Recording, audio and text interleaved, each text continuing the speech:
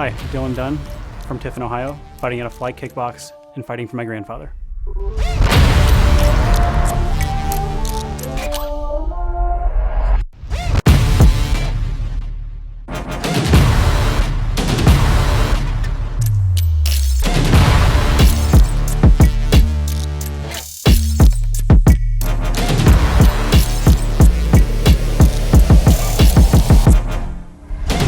Support your fighters, make a difference, and donate today. Come watch us fight, June 14th at Mission Ballroom. Good afternoon, race fans. Guess what's back? It's season 6 of PCACC here at Box 3 Motorsports. My name is Adam Thursby, and joining me as always, Mr. Phil Milwee. How are you, sir? It's been a minute. It has been a minute. I'm excited to be here. Suzuka's a wonderful track to get started on. It is. Excited for season 6. Great kickoff to the season. I think we're going to have a lot of fun today. You guys all saw the schedule pop up there. Races for the next couple, many next weeks. I think it's 6-7 weeks long for this season. Couple breaks in there. One for Father's Day. I think one for the 4th of July weekend here in the U.S., but you'll want to keep an eye on that schedule. We get it going. Up first split today, AM and Pro-Am class drivers will kick us off. Cannot wait. A lot of returning drivers, a lot of new drivers, people we've never seen before. Going to be a lot of fun to catch up with some of the folks from season 4 and 5 and see how these new drivers fit in to this league and how people do. I think we're going to have a lot of fun today. Phil, what about you? I think so too. I'm excited for the new content. We got new cars. Definitely the season distribution of manufacturers is going to be a lot different from season 5. So I'm interested to see how that plays out. I'm interested to see how this plays out in the long term as the 1.9 patch continues to get some seat time with the drivers and ACC. I'm interested to see if we're going to see any BOP changes because if anyone paid attention in season 5, it's going to look very different. Well, that's what I'm curious about starting this new season off now. We held off this season, starting season 6, specifically because of patch 1.9 or version 1.9, whatever you want to call it. And so we haven't seen, I don't know how much you've participated in races. I've had no time to do any. We haven't seen these drivers racing together since 1.9. So again, my curiosity is peaked today as far as who's in the new whip, right? Who's in the new car? How are they making it work? Has there been a BOP change with 1.9 across all the cars? And are we going to see a difference there? I think it's going to be very interesting to see how that all comes together during the course of this season. And if there are further changes as our season progresses and ACC decides to dump out another update because of for a BOP change or anything like that. Yeah, the balance of performance, I think, is probably going to get a bit of a rework. I don't know necessarily if I would say the balance of performance right now is not good. I actually think it's pretty decent. I think the new tire model, Rob 24K just posted, the tire deg in 1.9 is significantly different. You cannot push the tires for as hard for as long. Okay. In 1.9, but I think everybody's having a bit of a moment with the new cars in conjunction. With the so the new cars in conjunction with the new model. I think a lot of people have drifted to the new cars in particular, okay. But I think the balance of performance is probably going to shake up the order as 1.9. Like I said, gets a little bit more time. Hopefully we'll get a bit of a shakeup towards the end. I'd hate to see the balance of performance shift too much in the middle of a season, but maybe it's necessary because if you take a look at the distribution of cars, it's kind of clear what's going on. People are ready to run with it. Well, we are ready to get started. The practice session, this has just under 3 minutes left to go, and we are going to get over there. But before we do, folks, we have an announcement here today at Box Motorsports. Box 3 Motorsports. People have been asking for it. We made mention of it during Recovery Drive on Thursday, and that show does return this coming Thursday to talk about the Suzuka race and what's upcoming in this season for PC and Xbox racing. I'll be joined by whoever wants to show up, and we usually have a pretty darn good time. But let's talk about something else today real quick before we go any further. You guys have been clamoring and yelling at me for a while, yelling at us for a while for new merch. Guys, it's here. The new merch is here. All new store, all new stuff, all new everything. There are currently over 40 items available. There will be more. I just haven't had time to drop everything in. So this is very much a work in progress. I ask you guys to stick with it. But if you want to go take a look, there's the link. Go take a look. Phil is the guinea pig. He was literally the guy to make the first order off the store today, and wasn't even open yet. I just shared it with him before the race. So again, it's there. Go take a look, guys. And yeah, enjoy. Let me know. Hit me on Discord if you have questions, anything like that. As I said, even if you don't see anything today that you might think you're down with, that's okay, because I'm going to continue to add items. The cool part is I was able to do, let me see if I can find it here real quick, is not only did we have, so like these there, you'll see there's like 4 versions of stuff. That's because we have our Xbox League logo in there as well. So the Xbox guys get some love now at Box3 Motorsports. We didn't want to leave them out. So all kinds of fun stuff. It's there for the fun. And other than that, that was the big announcement for today. So if anybody wants to have fun, please go take a look at that. But meanwhile, let's jump over to the main race screen and get ready. Look at some of the times that are coming in for our drivers today in practice. Bob Charlton leading this out. You know what I just noticed? My classes aren't there. My classes aren't showing up. That's horrible. For me in particular, like I'm kind of okay. I tend to think of the classifications in the first race to be. It's going to be interesting to see, because there's usually a drop off in terms of performance after the qualifying part happens. Yeah. So if you were doing round 1 of Box 3 at either, what was it, Donington, or what was the other track? Oh, I don't remember the quali. Yeah, the quali. If you'd have done quali, if you'd have done the first round at either one of those tracks, you'd see like a certain level of performance. And now, since you guys are doing a track for the first race of the season at a completely different track from the quali, I suspect the classes are going to kind of like, it's going to really start to show who was just like a hot lap hero versus who's somebody who's been putting work in the car, getting prepared for the season. Yeah. That kind of thing. So we'll see how that shakes out. So I'm not too worried about classes right now. Right now, I'm just looking at the fact that I see Fezza, Porsche, Fezza, Porsche, Fezza up in the top 8. So if you can't guess what I'm highlighting here, there's a bit of a theme this season. I guess. But we saw that same thing when 1.8 launched, right? When we got the new BMW. We saw the same thing. You did. The difference here is that it seems like, again, with the new cars being kind of what's popular right now, but also the balance of performance and the tire degradation in 1.9, we're seeing a significant concentration on the 3 newest cars. ACC's been out for a while. I'm not faulting anybody for drifting towards the newer cars. The new Ferrari in particular does seem like it's a bit on rails from an aero perspective. Okay. So moving definitely in the direction of what the M4 was when it released, but not nearly as aggressively out front of everyone else. Gotcha. The Porsche took a bit of a performance hit at some of the circuits, but still a really, really strong platform. And then the third car that isn't quite on the level in terms of performance, but is on the level in terms of like stability. That would be the Lambo. Okay. Well, like you said, it's going to be very curious to see how this plays out throughout this season. I just noticed there at the end, your boy Blue getting in 3rd in the BMW right there at the end of the practice session. Looks like the only, I think maybe the only Beamer on track today. Yeah. Yeah, right. BMW. There's a lot of Ferrari and Porsches out there. A couple Mercedes, but wow. BMW took a bit of a slap in the 1.9 update, which is kind of interesting because it wasn't really that powerful of a platform in 1.8. It performed really well for us in Season 5. We saw a lot of strong competitors in the M4. Justin Seckham in particular jumps to mind.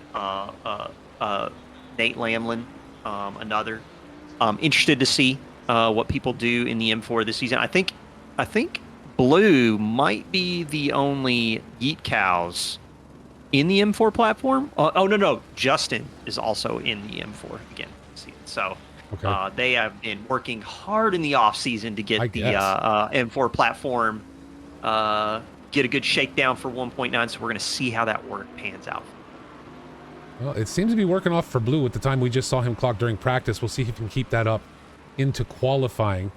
And it appears as though we are going to continue with the tradition of split qualifying. So I believe the AM drivers are out first. We'll have the first 10 minutes to set their lap. Frank Reynolds, the Warthog, returns. Always good to see Frank out on track. And then our Pro-Am drivers will then have the final 10 minutes of qualifying to get out on track and set their best times. So it gives us a little bit better idea. Yeah, we're going to wait and see what this all shakes out. Quali and Suzuka. For the size of the track that it is, I feel like quali is super important at Suzuka. That drag race down to first curve. Mm-hmm. You really want to be on the front row for that show when you get into turn one, because it is going to be it's going to be a party, and I really feel like the people that are in front are the ones that are going to pan out. So you really want to nail your quali. Here's something to talk about, though. Starting with this season, we have a new warning point system. Right? Up to 7 points. You get 7 points in a season, you're done for that season, right? And first lap contact. Now, don't misunderstand. Rubbing, door banging is not going to be considered contact. First and second lap, I believe second lap incidents, right? Where you cause another driver to go off track, you miss your break point, you cause a pileup in T1, anything like that, it's an automatic 2 points. Yeah. It's automatic if you're found at fault. I'm really hoping that this system is going to help us to avoid some of that people will stop thinking they can win the race in lap one, and instead will realize you can't win, but you can lose, right? So we'll see how that pans out. I really hope it's going to work out well. Yeah, I think the penalty point system, I mean, and the other thing is too, is this is a hobby for us. I know we all take it like super duper seriously. I am like very much ready to like get in there, mix it up, get hot-headed, and want to punch someone. But the thing is that it's a hobby. We're all by and large amateurs as part of this hobby that we enjoy. So it kind of benefits you to be a little bit more cautious and see how the race plays out, rather than trying to necessarily shove your envelope in the smallest mailbox available in turn one. So just see if you can let caution be the better part of valor this season, and it'll pay dividends for you, especially when you start seeing some people rack up those points and get those bans. Absolutely, and it matters this season too. You don't want to ban, because this season is brought to us by Next Level Racing and SimTrack USA, both who have provided great prizes for a random draw at the end of this season. It's all based on participation. It's a ticketing system. Blue and Anderson are keeping track of that.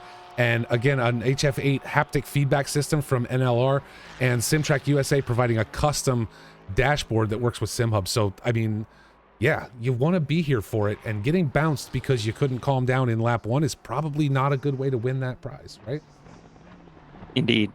And like I said, Suzuka is one of those that lap one in particular has some pretty spicy parts of the track where we can see things get a little heated. So just caution's the better part of valor, especially in the snake section. You get out of first curve, you start diving into the snake section. You're really gonna want to stay frosty and try and keep it out of someone's side panel. Absolutely. Because coming right out of turn two, the track closes down super tight. So just again, cool heads will prevail. There's a 60-minute race, I believe, for the Pro-Am and Am, and then a 90-minute for the Pro and Silver dudes. Correct. So just like let's all get through lap one safe and sound, and see how the race evolves over time, because you have the mandatory pit stop in play in this format. It gives people an opportunity to maybe make up some spots without having to pass somebody on track. And I believe there's a 30-minute pit window for that. So, you know, first 15 and last 15 it'll be closed up. But in between, we will have that 30-minute pit window for everybody. Adrian Banache so far leading out the AM drivers with a 2:03.447 sitting at the top of the list. John Rulin right there, though. Not too far back. Well, 6/10 back, so we'll see if he can pick that up. He is 8/10 up on his fastest. Michael Zwanenberg showing purple right now, though. 2.5 seconds up on his fastest of a 2:05.045. John Rulin, and there it is. Yeah, Zwanenberg took that right away from Rulin very, very quickly.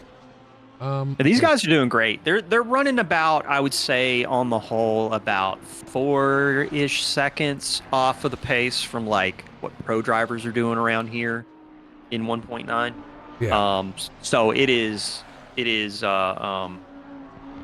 the Pro-Am and AM, you guys are constantly, drivers are improving, everybody's getting better.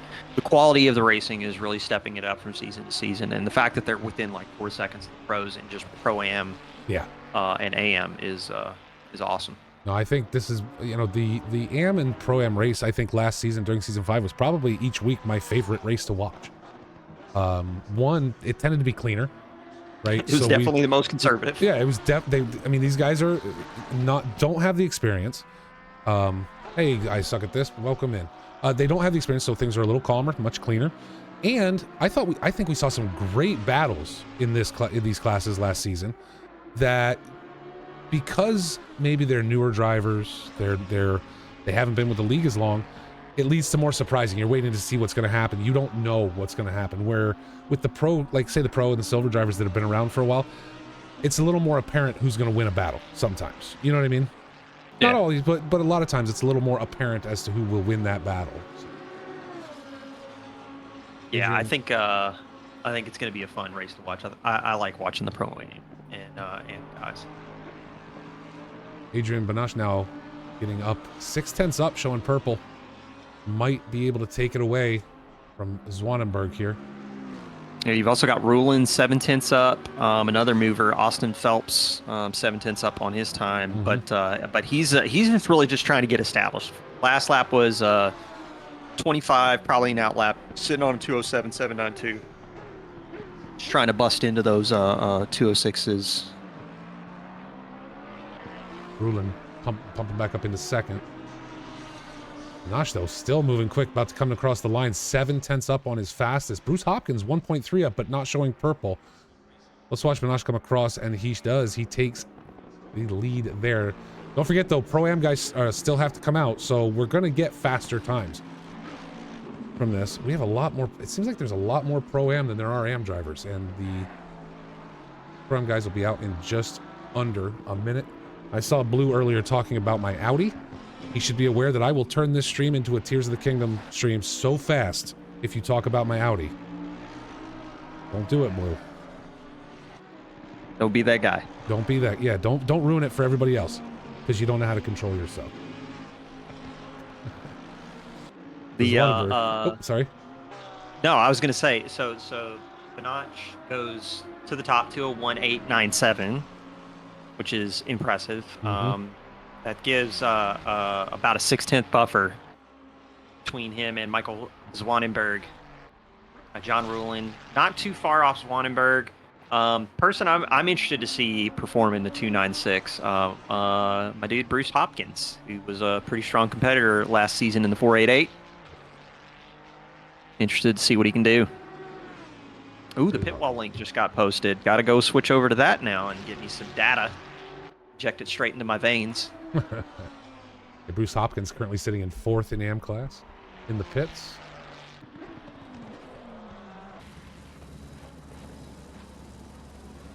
AM drivers definitely making the most of the 10-minute pit window, or qualification window they have today. As we catch up again with Frank Reynolds, 2:06.9. John Rulin getting ahead of Bruce Hopkins now, taking up 3rd. And now we see the Pro-Am drivers starting to come out. Let's talk a little bit there. Ivan Voloterov comes back. Matthew Givens back on track with us today. In the sand right now. Kenny O'Connor in the Ferrari. Interesting. Talked about Bob Charlton earlier. Another car change this season. Steven Music, Tristan Jonendijk is back on track. Look at all the Ferraris. I'm telling you, man, it's unreal. So I did a little bit of digging into the quality data that we got from the process you guys use to set classifications. There are 21 Ferraris this season across both Oh my God. series. There's 17 Porsche 992s and 11 Lamborghini Evo 2s. And then the rest is everyone else. Wow. The next highest manufacturer after the Lamborghini at 11 is the M4 with 4. So. My goodness. And there's Austin Phelps out there in the lone Bentley.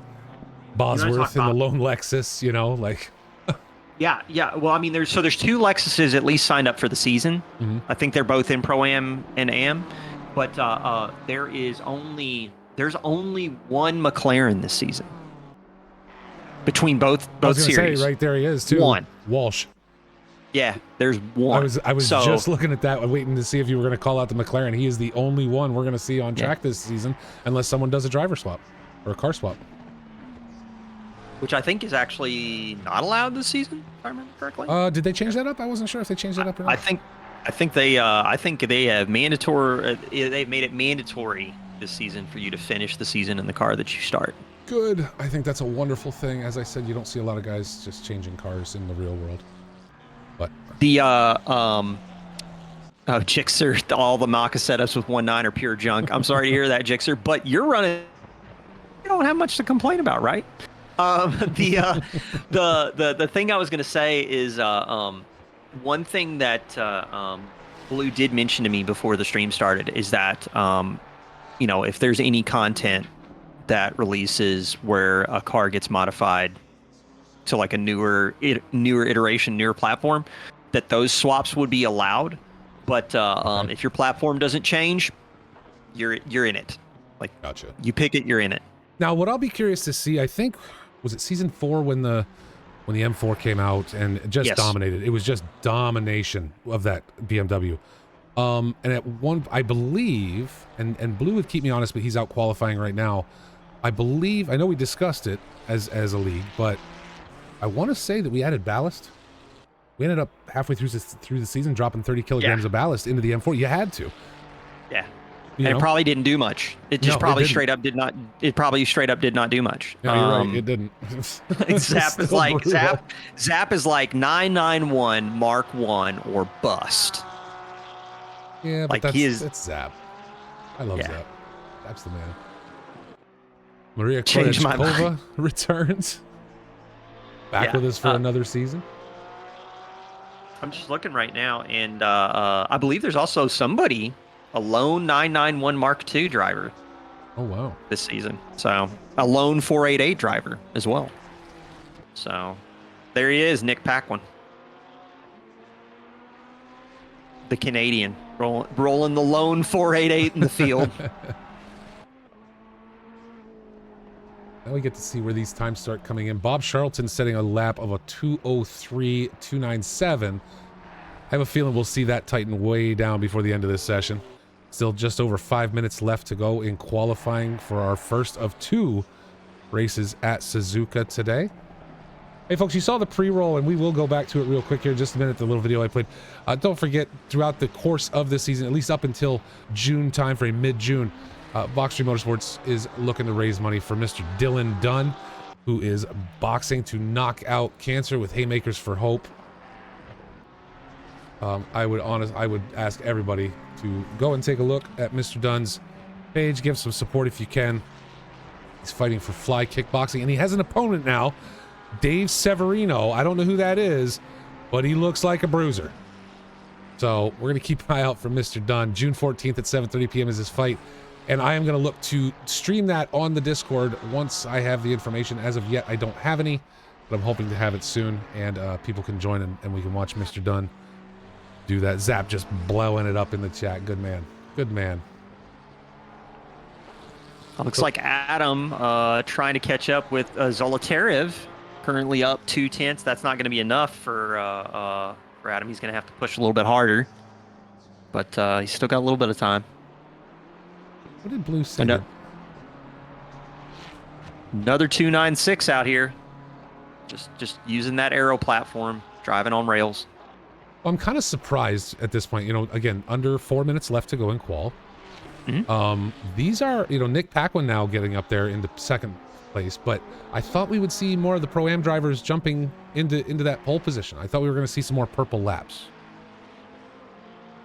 It could be just like I was saying before. I mean, this is the part where the classifications are going to kind of like really shake out. You're really going to get your first test of who's really got the pace in their relative class. Because again, you guys aren't running it at Donington. You aren't running the first race at the other track that you guys ran quali on. Yeah. Which I think is a good thing personally. It shakes it up. Yeah, having two tracks that are nowhere in the season for qualification, I think is fantastic. Yeah. So, with Banach and Paquin up at the top in their current class, Zwanenberg holding it down for AM, second row right now. So, is anybody going to be able to shake that up? We're gonna have to wait and see. Steven Music right now 1.2 seconds up on his fastest of a 2:03.9. That will not put him in the front row, I don't believe. Might get him close though. Up with he might be the one to take Zwanenberg if he can hold on to that timing. As you see, folks, a lot of liveries missing today. Folks should head over to Awesome Sim Racing. Make sure you check up on those. Make sure they're showing up for other folks. I ran a get right before the race as I was sitting talking to Phil, and there's some of them are still not showing up. Zolotarov now showing purple. 5/10 up over that 202.277 you see next to his name. That will put a Porsche in pole position if he can hold on to this.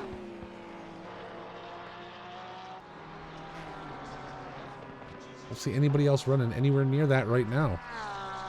Yeah, that is definitely up there in terms of outright pace.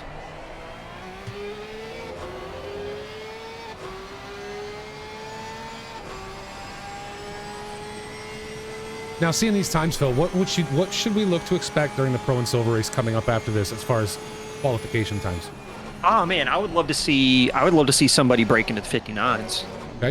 That would be, to me, that would be really good. A high 58 would be exceptional. Gotcha. I would love to see a 58.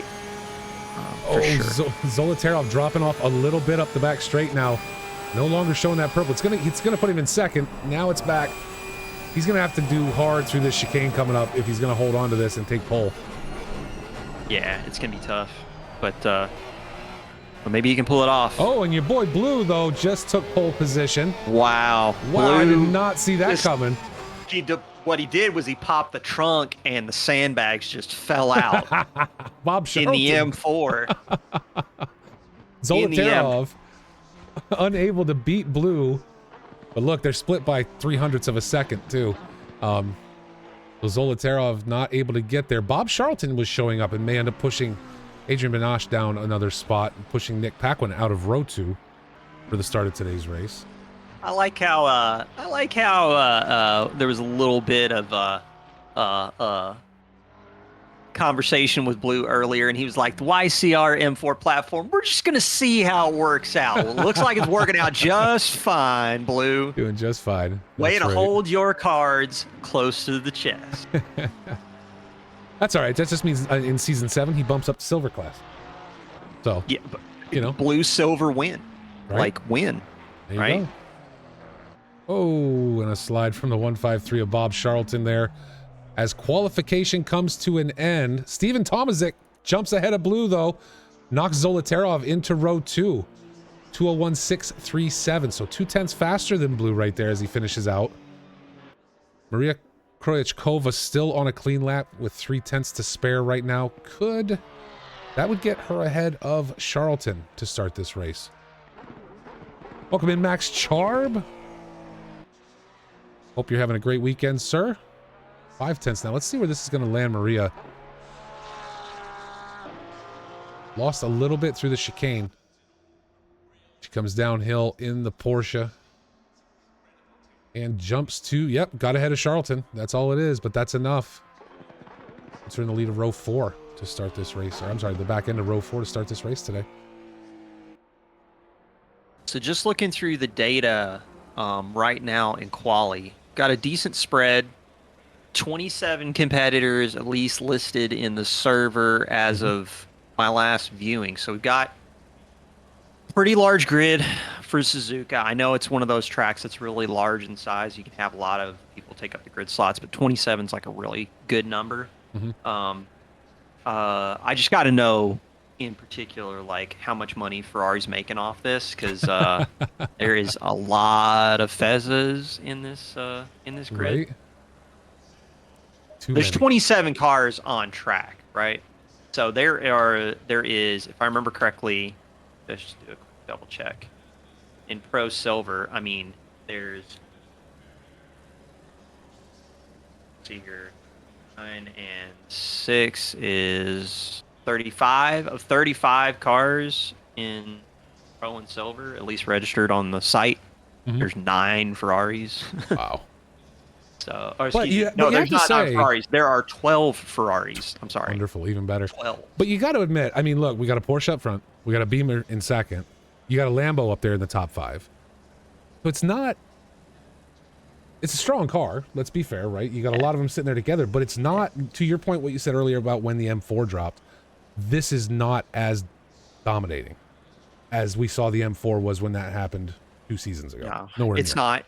It's not. So the thing for the folks at home in terms of the balance of performance right now with the 296 and what makes it so strong, it is going to be a top tier car almost everywhere from a platform perspective. The Aero platform is just like really good. Again, this is very similar to the dominance that the M4 had when it was released back in 1.8. The difference maker is that it does not have the straight line performance that you were seeing in the 1.8 patch from cars like the Audi R8 or the Honda.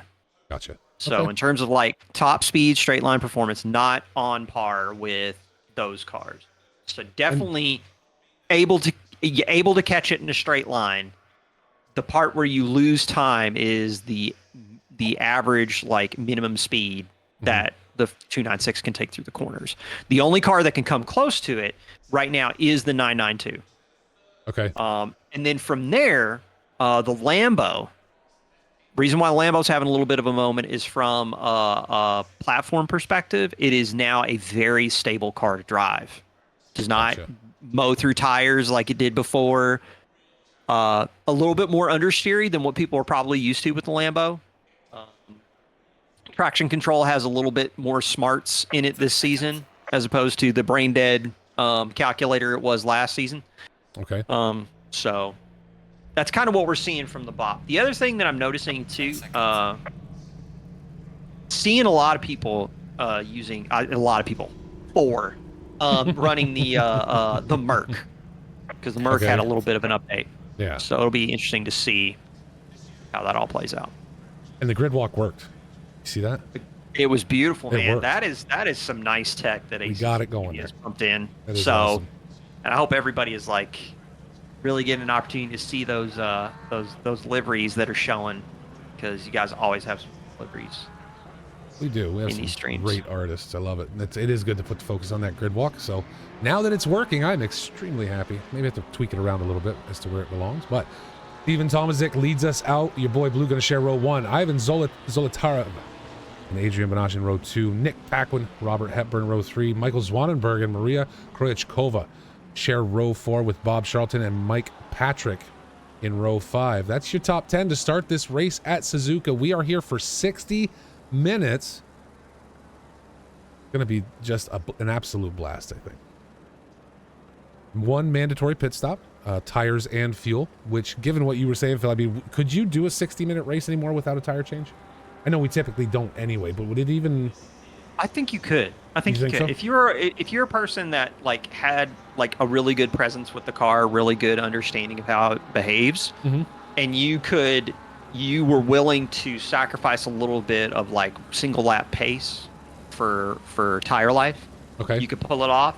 I feel like probably in this split in particular, you're going to see maybe some of the drivers struggle a little bit more, but we'll see. But the tire deck, it's not going to be easy for people to abuse the tires. And with that 30-minute pit window in particular, you really bottle it in the first stint of your race, like have a bad spin or whatever in like lap 1 or lap 2, you're going to have to drive on bricks all the way through your first stint, and it is not going to feel good, and it's not going to perform well. Looks like DJ Stevens will be a pit start today for the race. A good look at number 463 of Daniel Vercosa, I have to say. I like that livery. Where was the one though? What was the one I saw during the walk that I wanted to? Right there. I gotta say, I think Bosworth has it on lock with a livery when we catch up with him here. That's that multicolored Lexus coming around the corner right there. That is some kind of fancy. If we can get a sideways view of that, look at that thing. That is something right there. It's a pretty livery, and really and Lexus is just such a beautiful car. I cannot wait for the new Lexus GT3 platform to drop in the real world. It's going to be interesting to see how Toyota can do in GT3, because they don't really have an offering whatsoever right now. So I'm just sad there are no Audis on track today, but it's okay. I don't think we had any Audis in AM and Pro-Am last season though either. So I can't remember. I think they had like one. Yeah, maybe one. I'm going to be interested to see what this drag race down to the start-finish straight is going to look like, because Benach in second row, I feel like, is going to have a bit of an opportunity in the slipstream. Can Blue break deep enough on the outside and maybe make a challenge for it? Or is he going to play conservative, leave the space, always leave the space, and then try and slot in behind Tomazic into turn 3? We're just going to have to wait and see. Well, the drivers are now lining up in double file, and we are ready to kick this off. Don't forget, folks, it is a double header today. We are coming back for Pro and Silver class racing after this, where we will have a 90-minute endurance race with those drivers as they get ready now to get started. But here we are kicking off AM and Pro-Am class racing at Suzuka. Race 1 of the season, brought to you by Next Level Racing and SimTrack USA. Thanks to them for providing the prizes for this season. As we get ready to kick it off, let's go green at Suzuka. It's always sketchy starting off the first race of the season, and we are green. And you always wonder what's going to happen. Again, a lot of new drivers with us this season as we're down into turn 1. Tomazic just running with it. Blue able to stay out ahead. Adrian Benach dropping a little bit behind Nick Paquin. As the pack comes uphill through the S's, Maria Kroichkova takes up P8 over Bob Charlton. Right now, everything's looking relatively clean. Seen a little bit of bumping, but have not seen any significant moments. No. On track, which is good. I mean, we're seeing that conservative approach to this first lap, and now it's kind of everybody slotting in as we get ready to go into Sector 2. Bob Charlton leading Mike Patrick right now. Patrick keeping it close up. Had a whole group there for a second. Now things have spread out a little more. Edward Walsh, Kenny O'Connor doing battle for P20 right now.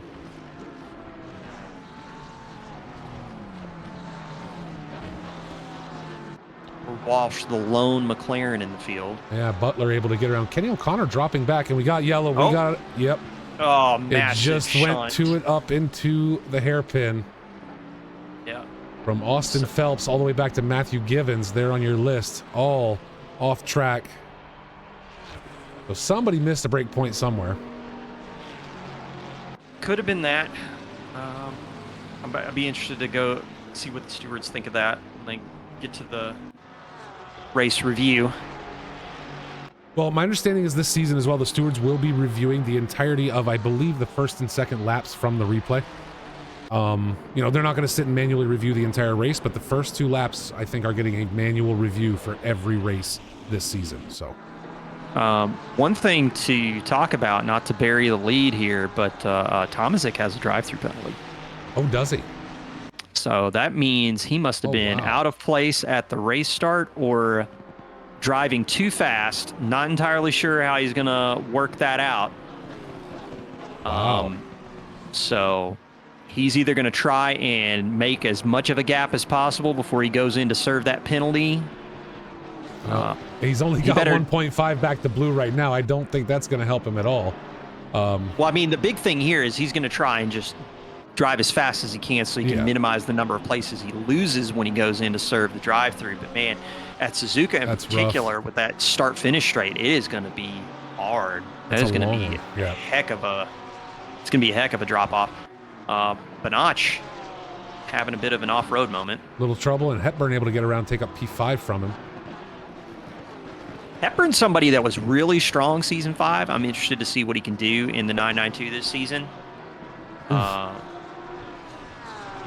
Looks like is that no, that was Verkosa. Verkosa coming out of that corner. You can see in the background a little bit of a curb grab there. Right now, Kroyachkova ahead of this large pack made up of Zwanenberg, Charlton, Patrick, Willie, all of them chasing downhill. Switch my other camera over to Tomazic so that when we see him go into the pits, we can follow along. I can at least follow along until you cycle out. Yep. So Maria right now, purple sector 3, so able to... What's allowed Kroyachkova to tighten right up on the back end of Adrian. Using that draft to her advantage going into 130R. Again, this is where it gets super sketchy. Go a little too wide, catch that bump on the outside. Yep. It's caught me more than once. Not my favorite. Turn one of these pretty... Adam Willie now yellow flagged and off into the dirt, dropping 5 spots so far.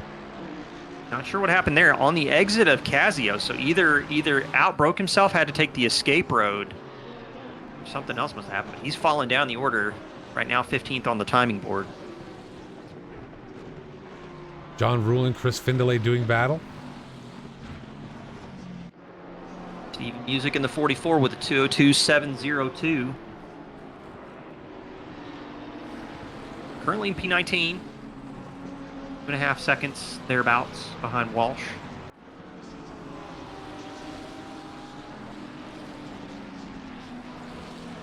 John Rulin holding on for now, but Findlay not giving up through the S's. Yeah, he's kind of a cork in the bottle right now. You got Findlay, Martin, Willie, and Hopkins, all just kind of starting to bunch up behind Rulin in the new Evo 2 Lamborghini.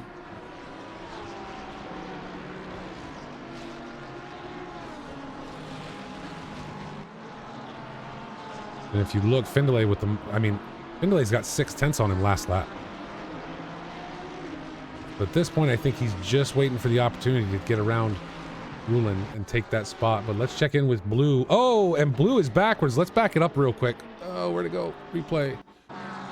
Sure, and a Porsche went off too. That was Zolotarev. Oh, Zolotarev cut grass on the inside of Blue and ended up pushing him off. That's what happened. Very unintentional, but that's not a lot of fun for those guys. Blue falling back now to 22nd. Zolotarev now in 17th behind Edward Walsh. That's a shame. Looked like they were coming together for a great battle, and just as we joined, looked like that front tire just dug into the grass just enough to make him lose the control he needed to get on the inside of Blue. Yeah, basically probably just a passenger. Tomazic in the pits right now, so the order's starting to drive by him right now. I suspect... Man, this is just going to be such a long fall. He's probably he might even come out behind Zolotarev. Oh yeah, he is way back.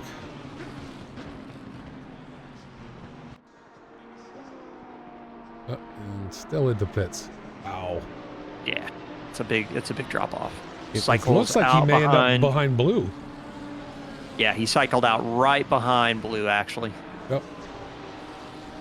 So it's going to be a bit of a recovery for the the row your boat Porsche 992 of Steven Tomazik.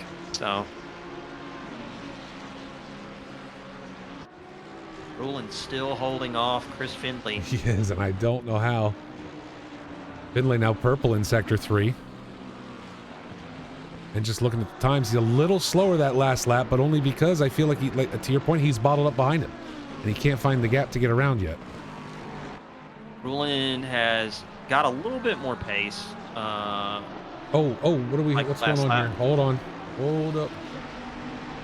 What happened here? We got 4 cars, all with contact, or Kosa dropping off. I'm going to back this up 30 seconds and see Kroichkova showing as one of them. Again, coming into the... out of the hairpin. Into the hairpin. Right there, a push on the back end of Benosh, and all 3, and another push behind them. Looks like the 153 of Bob Charlton getting mixed up there. Just caused a chain reaction. And we've got another one here somewhere that's happening right now.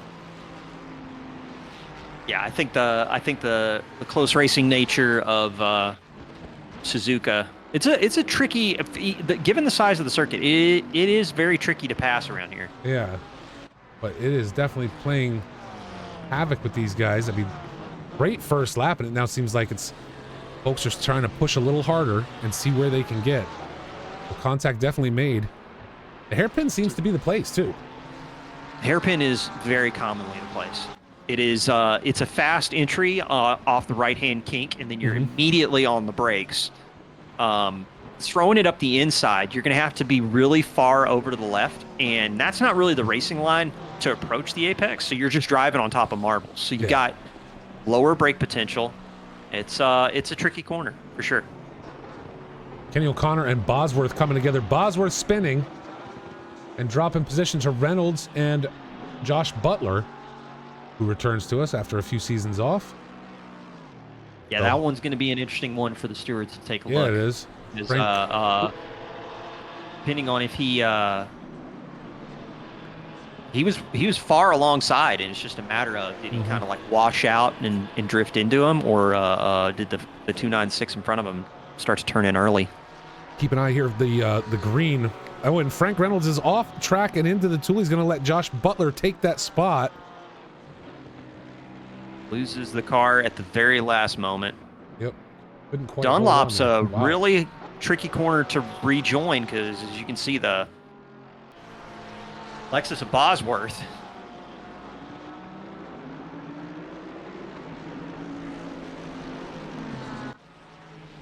Oh, look at the front end of Steven Music's Ferrari. Wow. That is... Car's been through it this afternoon so far. I believe that's Finlay you're looking at. I don't think that's Music. Oh, is it? Finlay's behind him. Oh, it is Chris Finlay. I'm sorry. Yeah, about that. Finlay's got... Ferrari got completely mashed up. Thinking that accident with Sorokova. Or Kryuchkova, sorry. Krejciko, yeah. And now number 44 car of Steven Music looking for that opportunity. I think he's going to get it here soonish.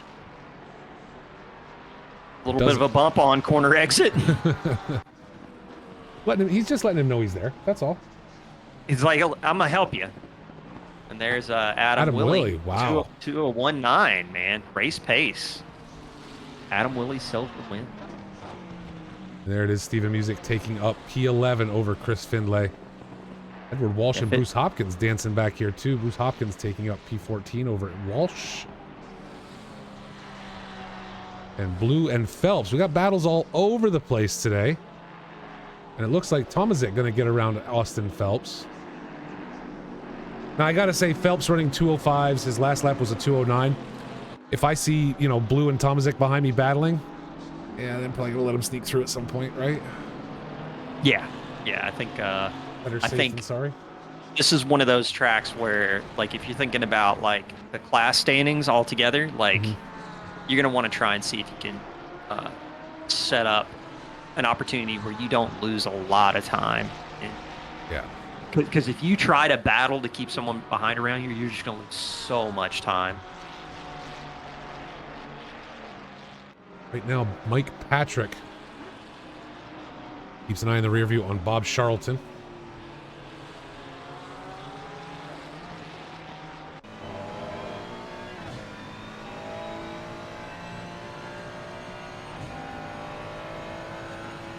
Let it be known here, folks, the Pro-Am AM Series Box 3, the 488, still viable. Nick Paquin in lead to the tune of second and a half on Robert Hepburn in the Porsche 992.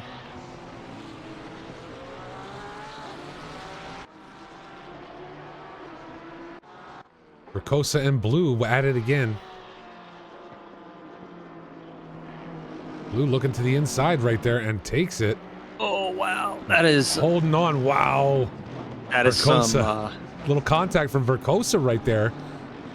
I'm surprised. It looks like he made a tap on the back end of Blue's BMW. I don't know how it didn't seem there was a reaction there. These guys are just racing each other hard and they trust each other, so... You can definitely see it. Alex Martin. That was a good overtake. That was brave. That was brave on Blue's part. That was very brave coming out there. But right now, Alex Martin fighting off Adam Willey. I think these two do it on purpose.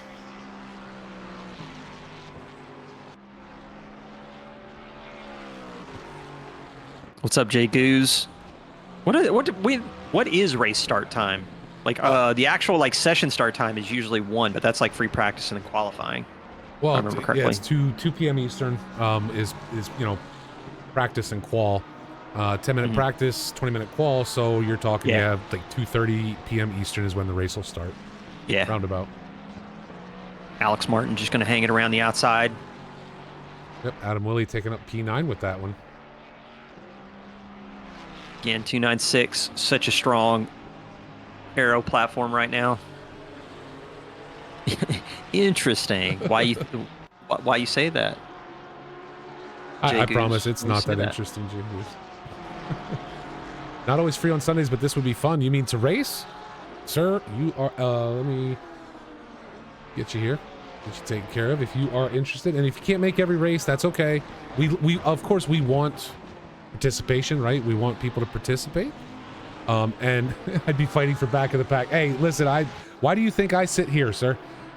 That's why I sit up in the booth with Phil. He's faster than I am, but I sit up here because otherwise I'd just be tooling around in an Audi right now all the way back in P27. Or actually, if I were there, it'd be P28. So, yeah, well, you know, Jay Goose is fooling you. He ain't that slow. Oh, really? He ain't that slow. He ain't that slow. I don't know who you're trying to fool, Jay Goose. You just know everybody, Phil. I mean, I've only been doing this for like 4 years. I'm saying. All the usual suspects come around. John Ruling getting around Frank Reynolds here in the back of the pack for P25. The number 318 car. See, and honestly, this would be me right here, Frank Reynolds. Frank, not the fastest driver in the league, but gotta say, he turns up every chance he can. Bosworth into the pits. But, you know, Frank shows up every opportunity and just gets out there and finishes the races. Doesn't matter if he was off, you know, we saw him off in the gravel earlier. Doesn't matter. He still gets out there and finishes. So that's off to him, honestly. Josh Butler hung up against the wall, coming uphill through the snake in the Fanta Porsche, number 881. Matthew Givens, Austin Phelps, both able to get clear of him. Nick Paquin not holding on to his lead so much at this point. Only 4/10 back to Robert Hepburn now, as both those guys go way wide. So I'm going to be eyes blind for a little bit. Wow, oh, what happened to Hepburn? Hepburn just... Hold on, this says contact between the two of them. Yep, right there. A door bang is all it took to send Hepburn off into the gravel and then the wall. The front end of that Porsche is not healthy whatsoever. Wow. Yeah, that is as we go back to live. That's going to be rough. We're in the pit window, so at least he'll be able to pit and maybe, he's got broken steering. This is going to be, he's going to have to limp this thing to the pits as best he can. Wow. That is rough. He's going to be trying to get this car back in. Well, at least he's able to get a little bit of steering going so that he doesn't have to, you know, ride the wall all the way around, but that's a lot of time going to be spent in the pits here. Trying to stay clear of everyone. Can he bring it around? Wow. Yeah, he's got to turn right. That's the thing. Look at the car; it's just going straight. Yeah, he's just got no right turn. He's trying to let traffic by at this point. Yeah. Hats off to Hepburn for not returning to garage immediately, and then also trying to get this thing over safe, because he's got to cut across the racing line to make it over to the pits, and he does it. Good job on him. Good job on Hepburn bringing that home. That did not look easy at all. Yeah. As things start to spread out a little bit here now, Vercosa is into the pits. And yeah, the pit window opens, so luckily he can do everything in one shot, but to have to go in that early, wow.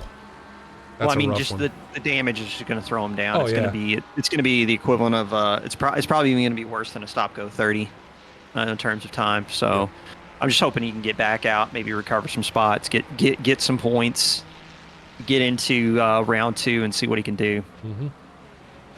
And that's the thing. This is the first race of the season. This, there's no need to think that it's over for one bad incident. And as Fife said in the chat, that really looked like a minor door bang. It did not look like anything serious at all. Well, the problem is that they were both already so wide. The margins were so tight that just the slightest amount of contact. And not only that, on the exit of Spoon, you got a really variable track surface on the outside. You got a little bit of kitty litter, a little bit of grass, a little bit of the curb. Doesn't really make for good traction when all 4 tires aren't on the same type of surface. So here we go. Michael Zwanenberg looking to make the move on Paquin up the inside into T1. Not quite there yet. Tomazic and Floop trading spots, and there's Zwanenberg, gets it on the back half of the corner. Will get himself ahead of Nick Paquin, heading back uphill now. Zolotarov into the pits. Early pit stops are going to be interesting. I think be kind of interested to see in the 1.9 model if the overcut is better at Suzuka now. Glenn wants to see an onboard with Jester Floop because they're fighting. Who's he fighting? Himself? He's got Tomazic ahead of him.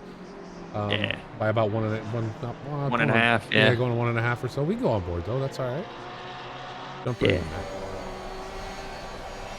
Oh, he said Tom in blue. Oh, Steven Tomazic in blue.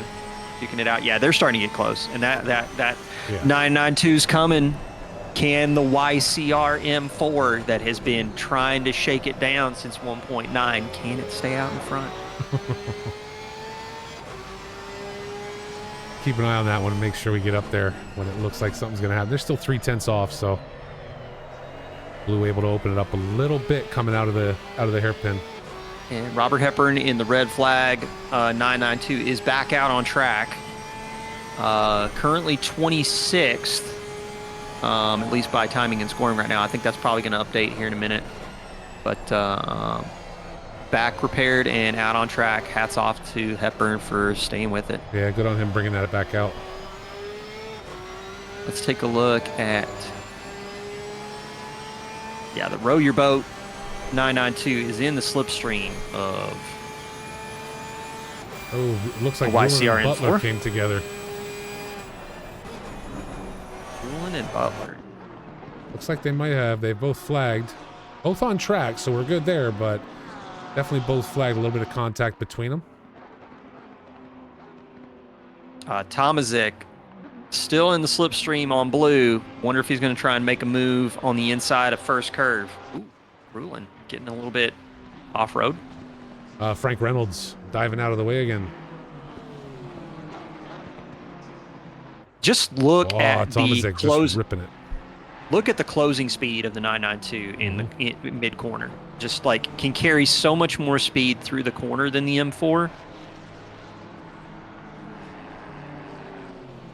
Snake section is going to be a very vulnerable spot, I think, for Blue in the M4 up against the 992 of Tomazic. But hopefully he can get to the He's going to try and hold him off, get to 200R, and see if he can build a bit of a gap before Spoon. Sector 3 is the area where I think the M4 probably will outperform the 992 a little bit. Okay. Right now, Blue doing relatively well to hold his own. That gap had opened back up. We'll see. What I've noticed today is coming out of the hairpin is where you tend to see gaps start to fly back open a little bit, but not this time, as Tomazic proves me wrong and sticks right on the back end of Blue coming out of the hairpin. Porsche acceleration. I mean, BMW has a pretty awesome traction control system for handling things like low-speed corners, but the 992 is just such a better car offline. And both drivers now catching up to the back end of Edward Walsh. Yeah, he's going to want to clear Walsh as fast as he can. In the lone McLaren. See if we can't get a three-way battle going here. Walsh in the Yak Tech Pacers McLaren. Tomazic had a bit of a moment in the exit of 130R. Almost sent the 992 to the concession stand. Oh, but he is there now as Walsh heads into the pits. Walsh had slowed down Blue just enough on corner exit at Casio Triangle just to get lined up for the pit stop, and that has caught Blue out in a big way. Right there it is. We hold on to it now. Can Tomazic keep it there? We've seen that move earlier today with a flip-flop through T1. It's a long corner. He gives opportunity, but there, Steven Tomazic with a great pass on your boy Blue. I think it was a matter of time, given the pace difference in Sector 1 for Sector 1, Sector 2 for Blue and Tomazic. But Blue's still got an opportunity because, I mean, we've seen Tomazic have some moments on track. So if he can keep it consistent, keep his nose clean, might be able to get that spot back. Tomazic, though, man, it's got some good pace right now. Already back up to 13th after having to serve the drive-through penalty. Still going to have to take a mandatory pit stop, both him and Blue. Right now, Walsh in the... Go ahead. I was going to say our focus right now on Tristan Jonendijk, Adam Willey closing that gap. Now that right there is going to probably be a warning for Adam. And I would not be surprised to see some drive-through penalties for track limits around here. Spoon curve, in particular, exit of 130R. It's very easy to get warnings there. Yep. I know Spoon's caught me out a few times. Michael Zwanenberg continuing to lead this race, opening the gap slightly over Nick Paquin. As Jonendijk heads into the pits now, Willie will take up P6. Steven Music find himself in some trouble, and Blue just not quite able to close this gap back up on Steven Tomazic since the pass we saw last lap.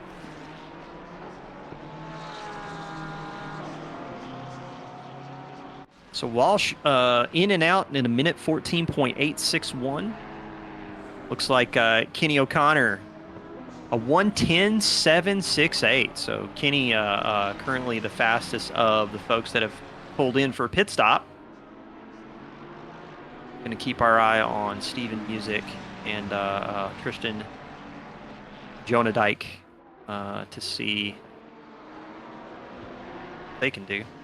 Well, I will tell you this. If I'm Michael Zwanenberg right now, I want Adrian Banache to keep Paquin as busy as possible for as long as possible. Oh, for sure. Yeah. Just average lap time for Zwanenberg is a 2:03.688. So pace has dropped off a lot in comparison to what we saw in quali. Paquin currently, I would put it about 0.3 off the pace of Zwanenberg. He's got to watch out. Adrian is quick right now. Like, Adrian is punching around a little bit faster on the average, at least for the last couple laps to Zwanenberg. So Nick's gonna have his hands full. That's I want for to sure. see here too if Adam Willey's going to punch his way into the top 5. But now Mike Patrick has given Banache something to worry about.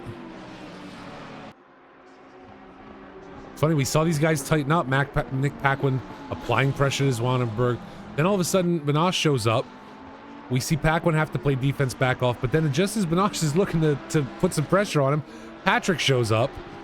And now I'm sorry, Benosh going to head into the pits, but Patrick shows up and took the pressure off of Nick Paquin. Just one after another. I don't think we've seen a race almost halfway done and seen the top 5 this close before. And obviously the pit stops are going to play with that, but really it just shows how close these guys are keeping it today, that after almost 30 minutes, we're talking less than a second gaps between the top 4 or 5 cars. Does not typically happen. Well, I mean, also take a look at the timing and scoring right now. The difference between Zwanenberg all the way back down to Alex Martin.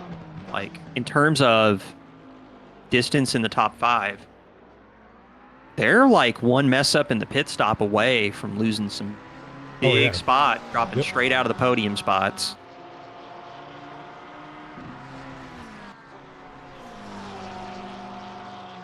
And that's why I love that close racing like that. This far into the window, because it's to your point. It's going to be half a second. Missing your box by half a second is all it's going to take for you to lose a spot, possibly. Bloom, Banach, Troyachkova, all in the pits right now. I'll get some more information to folks at home about how the pit stop winners and losers are going to pan out. Zwanenberg losing some ground to Paquin. Yeah, I was just looking up there. Paquin closing that gap back up.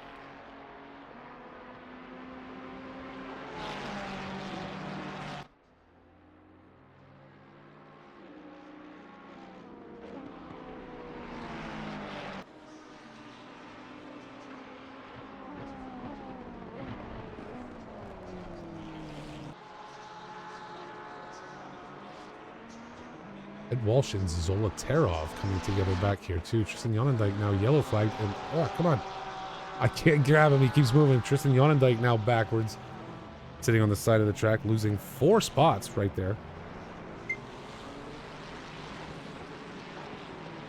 I wonder what happened there.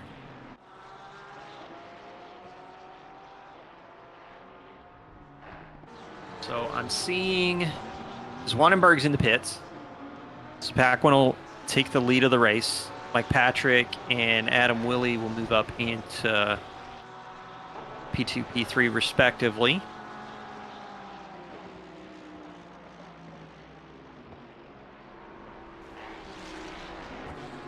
All kinds of moving going on with this. Adam Willey going white. Must have dipped off track a little bit. Who is... Oh, that's who that is. It's Matt. Like, I did not just type that stuff into the chat. But Nick Paquin leading again. Mike Patrick right there. Wanenberg coming out of the pits now in P9. Should hold on to P9 given that Findlay, Givens, and Phelps are all in the pits. Still holding. Josh Butler coming around will take up position behind Zwanenberg. Zwanenberg clinical in the pit stops. 1 minute 8.189. Wow. Nobody's even close right now. So it's gonna be interesting. It's gonna be interesting. Can Paquin, Patrick, and Willie put in some good pit stop times? Because this is what Zwanenberg needs to like really start to open up a gap. Just getting like 1-2 seconds for free from a really good pit stop definitely can help take the pressure off. Well, especially given what we're seeing today. I mean, still Nick Paquin, Mike Patrick still within 3/10 for 1 and 2, and they're coming in together. We might want to park it right here just to see where this lands and who's in first when this is all said and done. Are you allowed to go side by side into the pits? Yes. You're racing until you get to the control line. I think he passed him in the pits, though. That could have been just Nick just letting off, because I mean they're speed limited. Yeah, it's not like I would think it's not so. like anybody's getting. It's not like anybody's getting extra performance or anything like that. But you're racing to the line. Well, Paquin hit his box first. Bob Charlton now into the pits. Zwanenberg just now getting ready to enter 130R. Now I can't remember where these two qualied, because that's going to determine, or where they joined the server, because that's going to determine where their pit box was. Okay. Just now exiting Casio Triangle in the Scuderia Ferrari 296. Michael Zwanenberg. Mike Patrick out of Nick Paquin By a lot. by a good bit. Opened that right up. And Zwanenberg going into first curve right now. So Zwanenberg really looking like he may bank. Mm-hmm. For sure. Yeah, Patrick a 108, 921. Paquin a 113.5. Wow. That is that's definitely not what you want. Adam Willie a 125.544. Oof. That's going to cost him some spots. I'd say so. He's not going to be fighting for top 5 with that pit stop. I gotta wonder. We did see him get spun out at one point, maybe damage repair, but given that he stayed out, it didn't seem like it was impacting his driving. If he did have damage, maybe he didn't have the repair for aero damage or suspension unchecked, but definitely cost him big time. Martin down at P15 now. Yep, he's hurting back there. Martin and Hopkins now into the pit. Speaking of Adam Willie, right there, Ivan Zolotarev going to start applying pressure.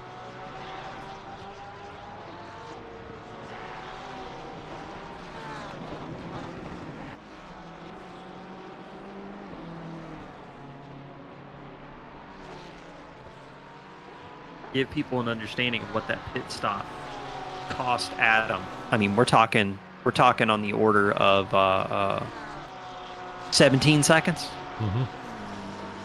That's crazy. And you look at the breakdown from P5 down to P15.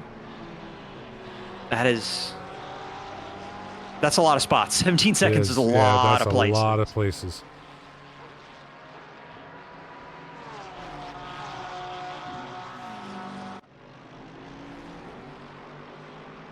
Both drivers now getting on the back end of Frank Reynolds. Reynolds going to go wide and let him cruise through.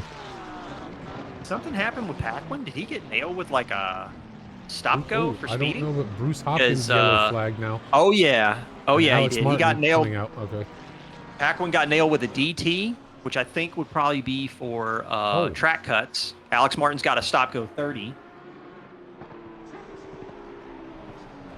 Nick Paquin now, and looks like he's going to go clear that now. After the drive-through, he's going to come out. It looks like he might come out right in front of Adam. You said Willie's got one to serve too, right? No. Oh. Martin. Martin's got a stop-go 30. He's in P. Oh, wow. He was in P3. He's going to fall like a stone because that stop-go 30 is going to hurt a hell of a lot more than the drive-through will. So yeah, penalties are playing a factor. Big winners after the pit stop. Let's talk about Maria Krojcikova now in P4. All in the rearview mirror of Banach in the 34 Lambo. Yeah, kind of jumping back and forth here between that battle and the one between Bruce Hopkins and Steven Music right behind it. Yeah, it is this battle for P3, P4. Well, P3 through P6 is pretty spicy.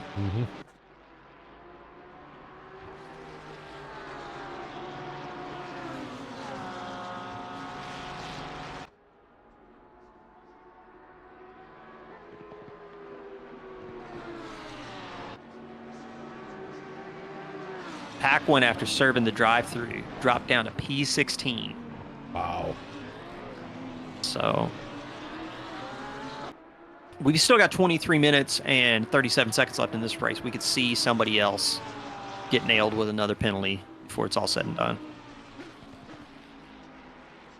I don't think Suzuka was ever a track for me as Alex Martin heads in. Never a track for me where I pulled penalties. I can see, I mean, certainly warnings for sure. But then calming down a little bit, knowing where they were and everything. So So the thing that I feel like can catch people out, especially in the penalty realm, is as you start to wear your fronts, entering into corners like Spoon, Mhm. where you got a little bit of front braking so that you can try and get down to at least third gear to make that left hand corner. You're carrying a lot of speed in corner entry. Um, you got that massive runoff area to the side. Very easy to understeer and just drift off.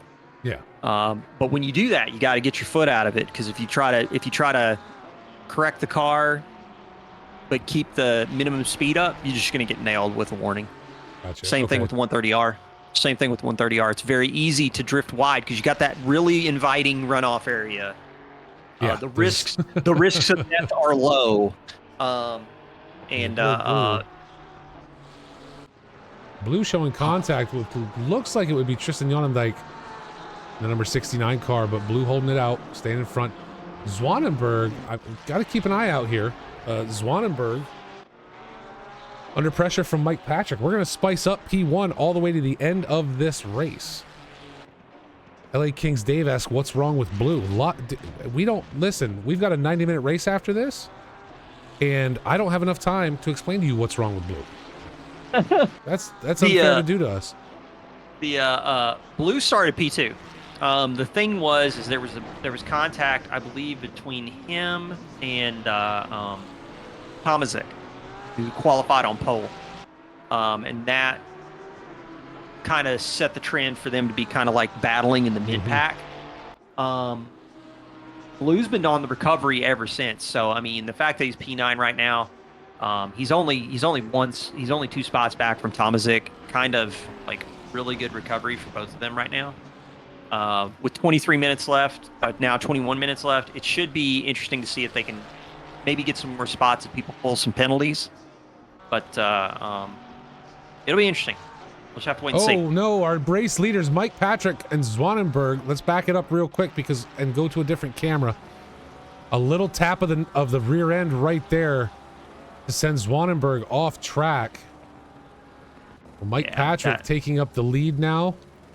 That is tough. Oh, and another hit. Zwanenberg trying to catch up, just ran into somebody. Was that Benot? No. I think that was Rulin. Was that Rulin he hit? It just came across so hard right there. Driving angry. Yeah, that would have been Rulin. Yep. That was Rulin. Just almost like he blew right through him, or was trying to. Holy cow. Not sure what happened there. Well, Mike Patrick has given the place back to Michael Zwanenberg. So good on him, I guess. I mean that seriously. I think that's. I think he did the right thing. I mean, if he's at fault, he did the right thing. The Yeah. thing that I'm kind of curious about is what the stewards are going to say with the incident, because I mean, he was already on the inside on the entry into Dunlop, and I'm just trying to think if maybe Zwanenberg just turned in too early. Yeah. It also could have been the case that he was on the inside, washed out a little bit in the dirty air, and then just pushed into Zwanenberg. That's going to be something that the stewards are going to have to take a look at. Yeah, definitely take a sniff around it, but somebody at least trying to do the right thing, right? By what he saw. Sure. For sure. And I got to imagine if you're sitting around waiting for somebody so you can give a spot back, you probably know what you did, or at least you're pretty sure that you were the one responsible. So, LA Kings, Dave, it is not all North American. We got some South American presence. Maria Krojcikova is flies the Brazilian flag. Where is Zwanenberg from? Let's take a look. Zwanenberg. I don't know that flag. That's not French. No, French is vertical. Yeah. Mike Patrick back at it though. We got to there. We got you. You asked me to look at Zwanenberg just in time. But yeah, Dave. Really, Dave, we're global. You can find people from the U.S., Europe. We have Southeast Asia, Australia. We even have a New Zealander here. We call him our favorite Australian anyway, just to make him upset. South America, as Phil said, everybody's from all over. We love it. With Zwanenberg and Patrick getting kind of tangled together, this has pulled Adrian Benach and Maria Krojcikova into potentially what could be a pretty spicy fight for the podium here with 18 minutes, 18 seconds left. This has been a fight this whole race. It's crazy. The top 10 right now are, well, I would say probably the top, let's go the top 8, probably about 10 seconds within one another. And that is so rare that we see that typically, right? I really think that's a rarity for us as we watch Steven Music taking over for Bruce Hopkins in P5. Steven looking for that top 5 finish today. Bruce Hopkins just putting in work. That's why I like Bruce. Bruce just head down, no drama, just does the thing. Another battle shaping up. Kenny O'Connor and Bob Charlton.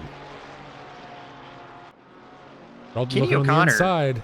And there, and a bump, but both drivers able to hold on as Charlton gets up into 17th with that move. A little bit of contact, but nothing too rough there. But yeah, I'm looking at this top 10. If we look at the times up there, and if we go back up front here and look at the spread in the top 10, it's just, I mean, other than Blue back 7.9 off of Tomazic at this point. So it's like you said before, call it the top 7 even. It's just so close. And now Benosh is going to join up. We now have a 3-way battle for first with only 16, just under 17 minutes left to go. Yeah, it's a pretty good fight here for the finish. And I'm really interested to see if somebody can go upset the 296 party at the front.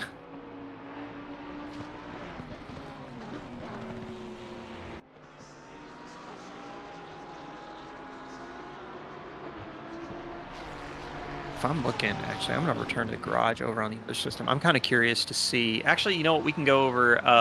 You could probably see this on ACC TV because my game crashed, so my data is off. But Okay. I'm kind of curious where people won and lost spots. Oh, yeah, we quali. can bring that right up. Absolutely. Yeah. Let me find my thing here. Let's take a look at the position delta for today's race. There you have it. Zwanenberg up 6 on the day. Mike Patrick up 8. Let's take a look at Steven Music, though. 16 a 16 gainer on the day for this race. Yeah.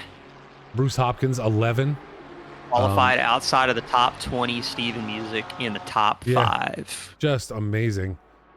So a lot, and we just see there Bob Charlton getting around Jester Flump. Charlton's still down 7 spots on the day, getting hung up at the beginning. Nick Paquin, Dolaterov, Tomazic and Blue. We know that story. Tomazic with the drive-through, I believe. No, yeah, yep.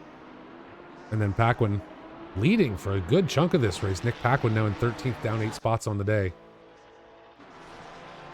We check in with Hopkins and Tomazic now.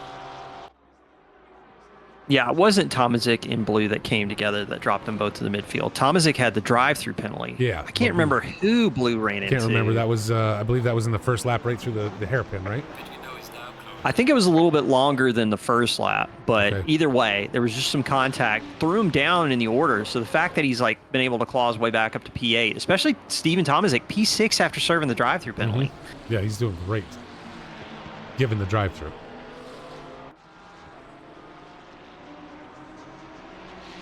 I'm looking right now at lap averages over up on the pit wall. 205.489 in this stint, average for Zwanenberg. Okay. 205.684. The pace has dropped off significantly for the folks at the front. Wow. Adrian Benoch, though, 203.585. This man is a lightning rod Wow, right now. I guess. Same with Maria Krojkova, 203.561. Steven Music, 203.546. Steven Tomazic, 203.308. We've got 203s stuck behind these guys, pumping in 205s, fighting at the front right now. Wow.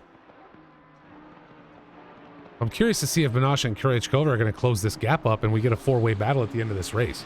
The rate they're going, that is certainly going to happen.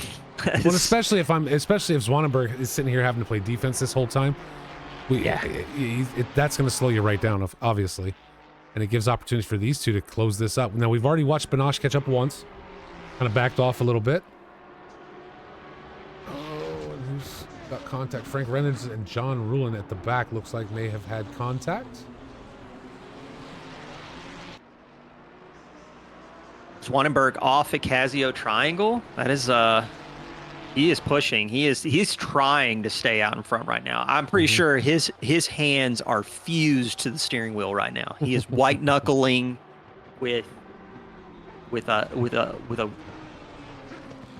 level we've never seen before, because the pressure's got to be pretty intense right now. He's got a whole train of cars catching him. Gonna need a pry bar to get him off that steering wheel at the end of this race. Yeah.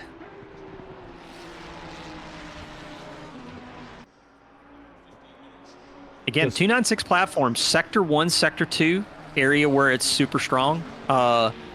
Looks like the Porsche not too far off.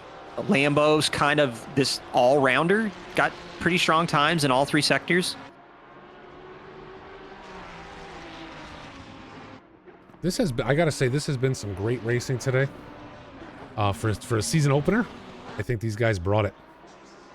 Indeed, I feel like, and I feel like this story's not over. I feel like we got 12 minutes and 15 seconds. Maria Krojkova exiting wide on the exit of Degner 2. I wonder if that's going to bring Steven Music into play. Whoa, that's a gaggle. That is a gag. Yeah, that's a gaggle. We got a group of 4 back here.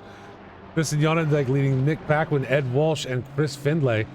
Contact between all of them, door banging going on, and these four drivers have decided that it's on here at the end of this race. You know, we call this an endurance; it's a 1-hour race. But now I think it officially became a sprint race.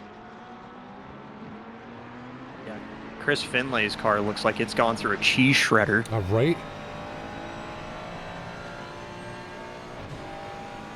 Drive-through penalty for Paquin. Oh wow, that'll break that probably for track limits. That's 2 DTs for Nick. That is 2 DTs for Nick. I think that my money right now is Zwanenberg has to be sitting on more than one warning. Oh, you think so? He's driving desperate. He's cut Casio triangle at least once. He's got to be sitting on some warnings. And Mike Patrick is 3/10 away. You get 3 warnings, and then on the 4th one, you get the drive-through penalty. Tobias he's going to get 4 drive-through penalties. Well, what you do, Tobias, there is when you're bragging about it in the PC ACC discussion, you just talk about how like you're the autocross category winner for taking all the Joker laps. So Joker laps through the pits at 70 kilometers an hour does not sound like a fun time. Steven Music able to get around Maria Krajcova. Depends. If you're the fastest person to take the Jokers, you're the winner. Well, that's true. That's how it works. I don't think you're allowed to be the fastest through that section of the track, though. So a little bit of contact between Music and Krajcova, but Music able to take up P4. That's kind of split up a little bit. Ed Walsh, Nick Paquin now, as Walsh dives off into the dirt and lets Paquin on by. That was scary. That was. I hope it wasn't on purpose. That's driving into the dirt on purpose is just. I think that was just a moment where it's kind of like we were talking before with like some contact. Yeah, I saw a little bit of this group coming back together now with Nick Paquin. When the fronts start to go off, corners like Spoon, corners like Degner 1, first curve. Hold on, Phil. We got something bad happening here. Oof. Involving Tomazic, Blue, Krajcova, Willie, at least people slowing down. Krajcova definitely involved along with Steven Music, it looks like. I don't know how many other cars were involved in contact. Fortunately, it looked like it was on the exit of 130R. Oh, right there, yep. Exit of right coming, actually mid-corner, 130R. Krajcova pushing Music into the wall. Everything else was just everyone else slowing down to get around them. Yeah. Wow. Krajcova did throw it in reverse and get out of the line. Yep. It dropped back. Right now it says 8th position on timing and scoring. I wonder if that's the full extent of damage from a timing and scoring perspective. Zwanenberg starting to open the gap up now to Patrick, so getting a little bit of breathing room. Walsh, Findlay, and Verkosa back here continuing to battle for P13. Nick Paquin able to open a gap up and get away from this group of 4 that we had running. But Findlay just trading spots back and forth with Findlay and Verkosa right now through the corners, heading uphill. Just under 8 minutes left to go, and it has been all kinds of crazy for a season opener today, folks. Yeah, it has been a wild one. 7 minutes, 43 seconds. So I'm seeing a bit of a different, like, ooh, okay. All right. No one died. No one died. But you see what I'm seeing, where there's dirt just flying I mean, the tires are hitting grass on every corner of this track. The drive-throughs are no longer surprising me when I see some of these. Yeah, it is interesting. And we got the two Lexus in the back. Found each other, P21. Yep, they found each other. I feel like this is the beginning of a nature documentary. We're going to figure out how Lexus are made. I don't want to know. Especially given the livery on Alex Martin's car, I don't want to know. Yeah, it's definitely ooh, there it is. Bosworth off into the sand and lets Alex Martin sneak right by. I saw Adam Willie in the chat. I got confused for a minute. At the front though, Zwanenberg is under pressure. Mm-hmm. Got to keep an eye back a little further for P8 too. Kroyachkova and Music have closed in on Zolotarov. Music getting around Kroyachkova, or as they trade spots. Nick Paquin into the pits, I assume, to clear that penalty. Yeah, he had to, or he was going to take the DQ. Yep. Kroyachkova holding Steven Music so far. It gives Zolotarov a little bit of an opportunity to get further away, maybe make a gap there as those two fight. And we're down in the last 6 minutes, and it is a banger. Straight through. No chance. I was going to take a break figuring I don't know how they're lining up the pro race. Like, we might be right into the pro race at the end of this, so maybe I go take a break before we do the swap, because, you know what I mean? And nope, not this race. These drivers have kept it banging this whole time. This is what we're here for, folks. Love it.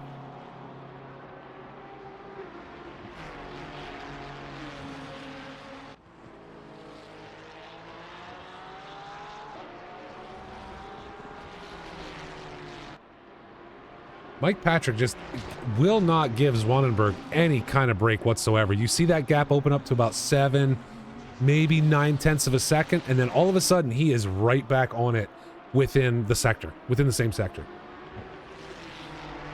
If I had to guess, I'm thinking Zwanenberg's running a little bit more drag, a little bit more aero.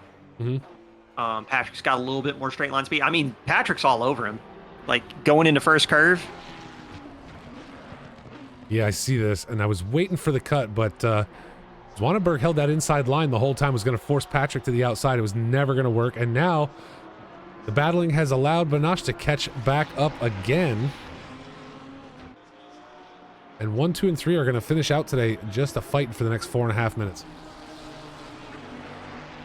Lewis Ricard in chat wants Adam Willie to go faster. Adam Willie can't go any faster. He's already got the fastest lap. What more do you want, Lewis?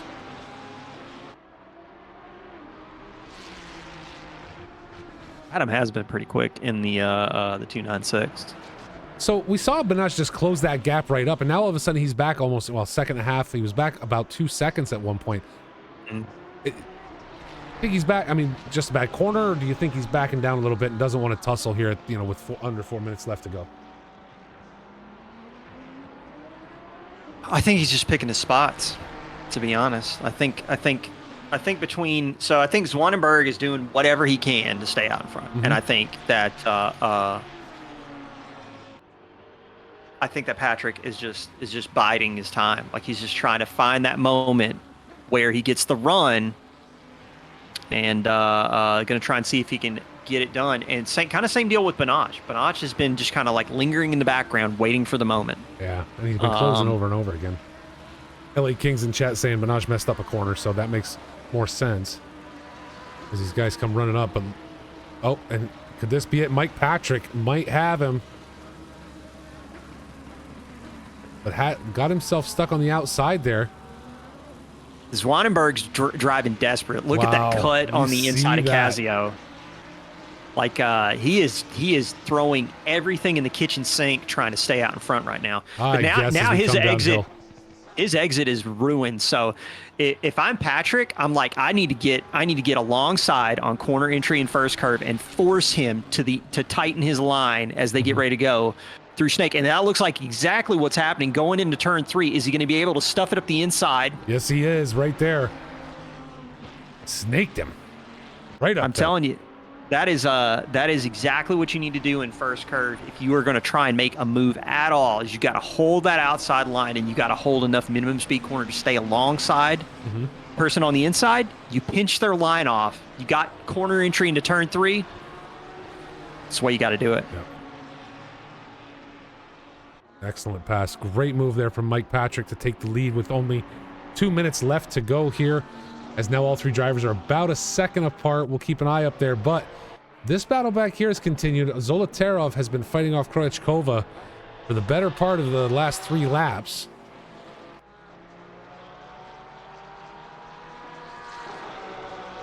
Max, I appreciate you, sir. Thank you. We do our best to make it look good around here. Wow, Zolotarov right across that curb, just looking to hold on.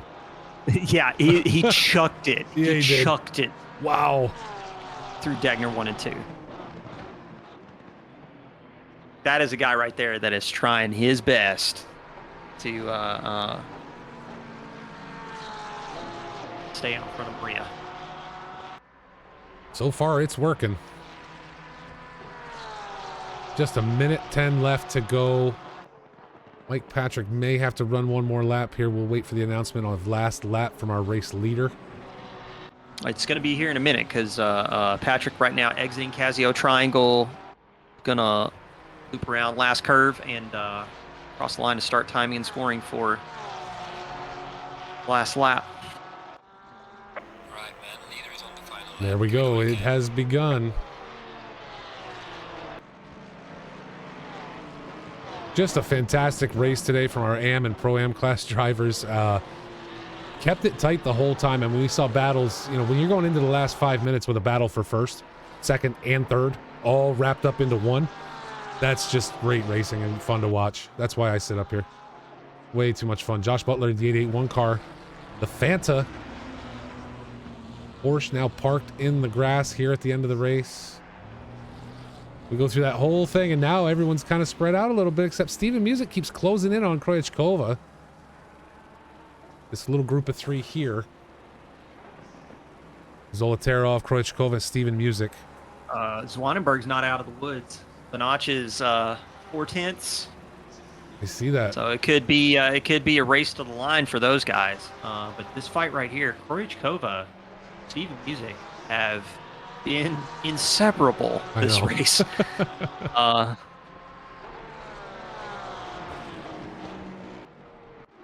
There it is. Zwanenberg is in trouble, as you said, and they're door banging again, and they're both off track.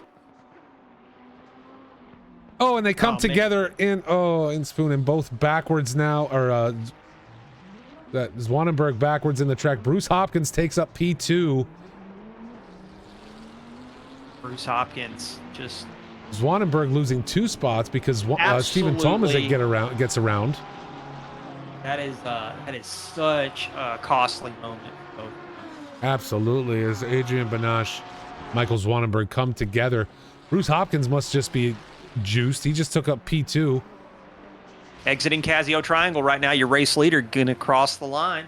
There he is, flashing the lights for everybody as Mike Patrick comes across the line to win round 1 of season 6 of PCACC racing here at Box 3 Motorsports. Go back and check in on Kroichkova and Steven Music. Zolotarov getting pressured. All 3 of these drivers coming together. Can anybody get a launch? I don't see it happening, but you never know, right? Back to camera one so we can see them come together down across the line. Steven Music just not quite able to get there on Kroyachkova. Mike Patrick winner, Bruce Hopkins and Adrian Banache joining him on the podium. Steven Tomzik, Michael Zwanenberg, your boy Blue, Adam Willie, Zolotarov, Maria Kroyachkova, and Steven Music will round out your top 10 today for round one. What a race. I am very interested to see if you can pull up the places gained and lost, because I think we got some stories. Take a look, Pat. That happened in this last hour. Bruce Hopkins right there, 15 spots on the day. Gotta be juiced to take that podium. Even Mike Patrick up nine places. I mean, come on, right? Blue in here. Yeah. P4 in class. It was a wild race. Yes, there was definitely some spice for sure. Now just a tad, right? I need to step away because I have had to basically, like you said earlier, when were we going to leave? Because the action was just constant this whole time. Crazy. I'm going to go get something ahead, to drink so that I can continue to talk. Although I don't know if anybody really wants that. So I'll be right back. And then I guess we're going to get set for the Pro Silver category. That's where I'm headed now, sir. So you go grab your stuff up and we'll get moving on it. Since I got to reboot everything.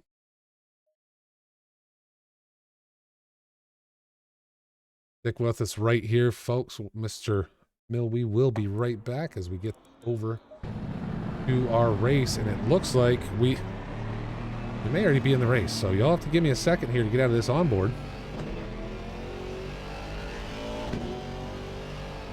Looks like we're on the formation lap right now, which is kind of not fun. Pick that up. Let's go up here. Yeah, race is beginning, so we are landing right here at the beginning of our Pro and Silver class race. 90 minutes. And let's see if we have enough time to get down here. Hold on. We got lots of stuff we got to do. It gets crazy when it's that jumpy. Go ahead and start that real quick and see if we can't make it happen.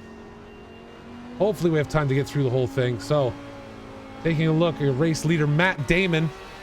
That's awesome. I didn't know we had Matt Damon with us. That's perfect. I know who Matt Damon is, and that's absolutely fantastic. Francisco Mandel, Jake Wells, Dimitri Atwal is back with us. Anthony Anderson qualifying in 5th. Tobias Gable in 6th today.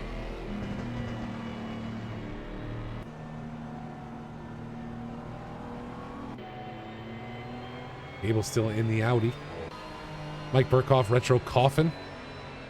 Making his debut, Brandon Pfeiffer, Mr. B. Fife himself, joining the PCACC side of things for his first season. Louis Ricard is back. Good to see him. Miko Lapala. Charlie Booth, there he is, the best Australian I never knew. John Gixer is back with us. Gasolina. 30 drivers on track for this race this afternoon, Pro and Silver class. Brilliant Lloyd Davis, one of the gentlemen that always joins us on Recovery Drive on Thursdays. Jarrett Skinner, Jace Wright in the number 24 car. Drew Burakovsky. Rob Kiesar returns in the Porsche. Justin Van Weiser.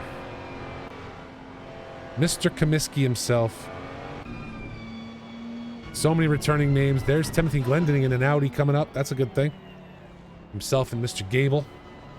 That Gulf out livery. And Vadik in the number 9 Bentley. Well, good mix here at the start of this race. As Matt Damon leads us out, luckily able to get that done. Blue, don't tell me where he's from. I know where he's from. He's from New Zealand. Fine. Don't worry about it. You can tell him I said that. Australia, New Zealand. There, it's kind of the same thing. It's Australia light. They don't throw shrimp on the Barbie. They just put it in the frying pan and cook it. It's fine. They don't care. So Francesco Mendel, a new driver, I believe, someone we haven't seen before. A lot of returning now. Again, another new driver, but someone we all know. Brandon Fife, or B Fife, one of our admins at Box 3, has done a fantastic job working with Matt and Max on the Xbox League. So hats off to him. It'll be great to see how he does today. Miko Lapala, a new driver with the league. Trying to find all our new ones here. Drew Burakovsky, as we get ready for green. We'll get back up front with Mr. Damon in the 122 car. We caught it right. We caught it right during the formation lap, sir. Good deal, man. Right? Good deal. Is it though? Is it? I wouldn't mind. I wouldn't have minded 10 minutes of qual to take a quick break. Well, you can take a step away, and if you'd like, I can. No, we're green. We'll stick around while we get green at least. I got to see the first couple laps. Hopefully, no messes here from our drivers. We go back a little further. They're lining up. They're staying 2x2 through T1. Everybody holding on. Very clean. And there's some contact with Anderson. Seems as though it stayed safe. Yeah. Right now, it seems like the initial contact, although we did have some cars that just went off, but everybody is still moving forward. I think the only person who's really losing out on spots right now is Rick Pixel, who I think dropped to the back of the field. Yep. A little bit of contact showing all across the board, but as you said, nothing crazy. One of the Mercs off track. Who was that? Was that Rickard? Or Ricard? I think it was. Yeah, it looks like dropped off and in last now. Man, and that was a hit too. He's got some front end damage for sure. Wow.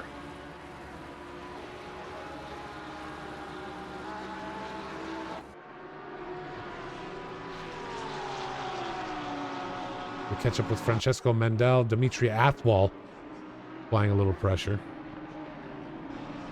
I did not catch what happened to the Mert. Tactical, I unfortunately cannot go back at this point. Bill might be able to tell us at some point. I'll go digging. Harry Driscoll under pressure from Retro Coffin. Everybody's under pressure at the start of these races. Brandon Pfeiffer with Christoph Arts, Miko Lapala, Charlie Booth all stacked up behind him. Gasolina and Tom Foose going side by side.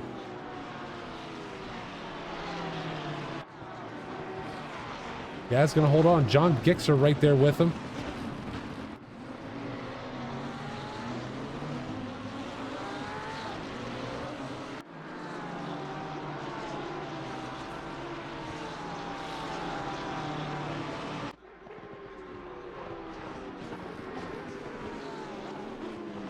Unfortunately, we didn't get to check any qualifying times for this series, or for this race, as qual was already completed. Might be able to see from the time score. Give me a sec. Okay.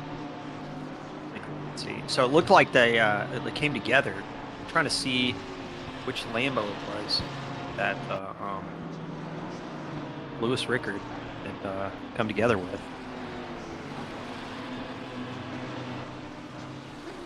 Isar and Vatic come together a little bit. Little door bang. Nothing serious there. As we wait and see if Charlie Booth can find room to get around Miko Lepala. Yeah, it was Lepala that came together with Rickard in Dunlop.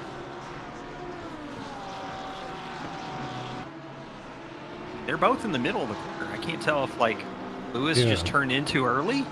Huh. But it was kind of like the similar situation we saw with I think it was it Steven Music where just the slightest touch. That's that little tap, it was Hepburn. It was Hepburn. Yep. The contact with Hepburn, just the smallest touch, just sent him off track. Dimitri Athwal able to get around Francesco Mendel to take up P3 right there.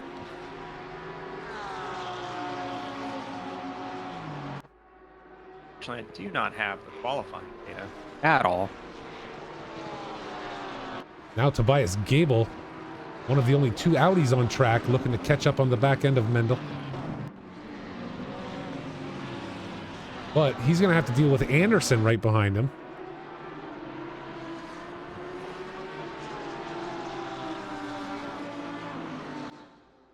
Anderson in the Lamborghini this season. Yep. I think Wow. the Maka got nerfed enough, and I don't know. Maybe he was feeling like trying something new. I feel like the Lambo is kind of like the most underrated car out of the 1.9 patch. Really solid platform, good all arounder. One of the Porsches up front having a bit of a moment. I believe that was Athwal. Well, a pack of 3, soon to be a pack of 4 with John Gray right there. But again, Mendel now has caught up to... I'm sorry, it is a pack of 4. You've got Athwal leading Mendel, Gable, and Anderson. Oh, and now Athwal off track, able to hold on for now. Oh, Anderson. Gable and Anderson. What a moment, though. Anderson boy. just saved it. Wow. The margins when they're this close, folks. One kind of mistake like that, and you can have 4 cars trying to occupy the same physical space, and that don't work. Yeah, no kidding. And you got to wonder how brown Tobias Gable's pants are right now. Yep. As we catch up with Driscoll and Burkhoff coming together. I mean, the equation's pretty simple. Put 4 cars in the same place. You know what you call it? Scrap. Same place, same time, right? Yep.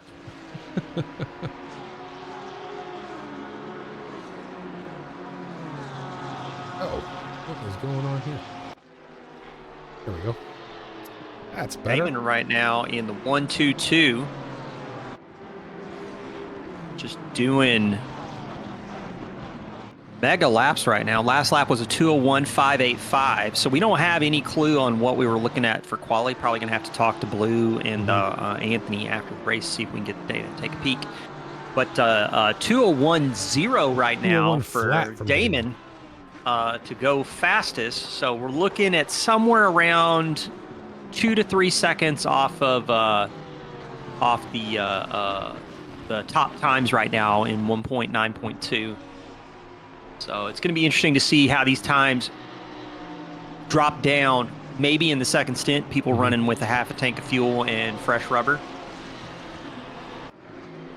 Now, near as I know, for this race, the middle 45 minutes are the pit window. I believe it's a full 45. It may just be the middle 30 though. So I'm not 100% sure on that. But actually, does this tell me anywhere? No, it doesn't. But it is, again, tires and fuel that are mandatory, so it's going to be that 30-second pit stop minimum. And we should be able to track that relatively easily here through the course of this race. Oh, and Terry Driscoll off track now, dropping position hard. Oh, no. Back up, please, Terry. There you go. Ooh, luckily pulled it back and was able to keep it off the racing line there. Yeah.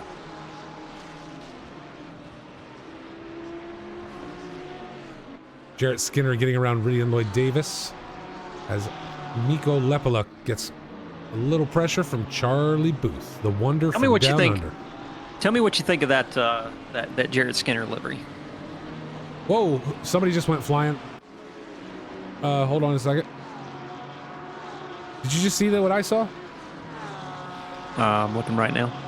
Charlie Booth's ping went a little high, I think, because he just went off into the toolies and then came back down on track behind Lepola. So scared me, man. I thought we were going to dump a server. My lord.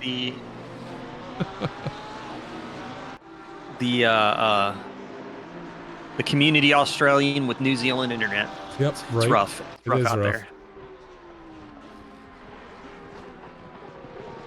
Retro right now holding his own. P9 currently 1.8 back from Mike Burkhoff. Mike Burkhoff also pretty strong in the Porsche. He's actually all up in John Gray's grill, trying to find his way around the Aston Martin. Looking for that gap. Tobias Gable is holding tight to Mendel as well in the 666 car. I'm waiting to see if TG can't get himself into that top 4. He needs to be playing it slow right now, but with an hour and 21 minutes left to go, I can't say I blame him. Right now, though, oh, and Charlie Booth dropping off quickly. I think we lost him.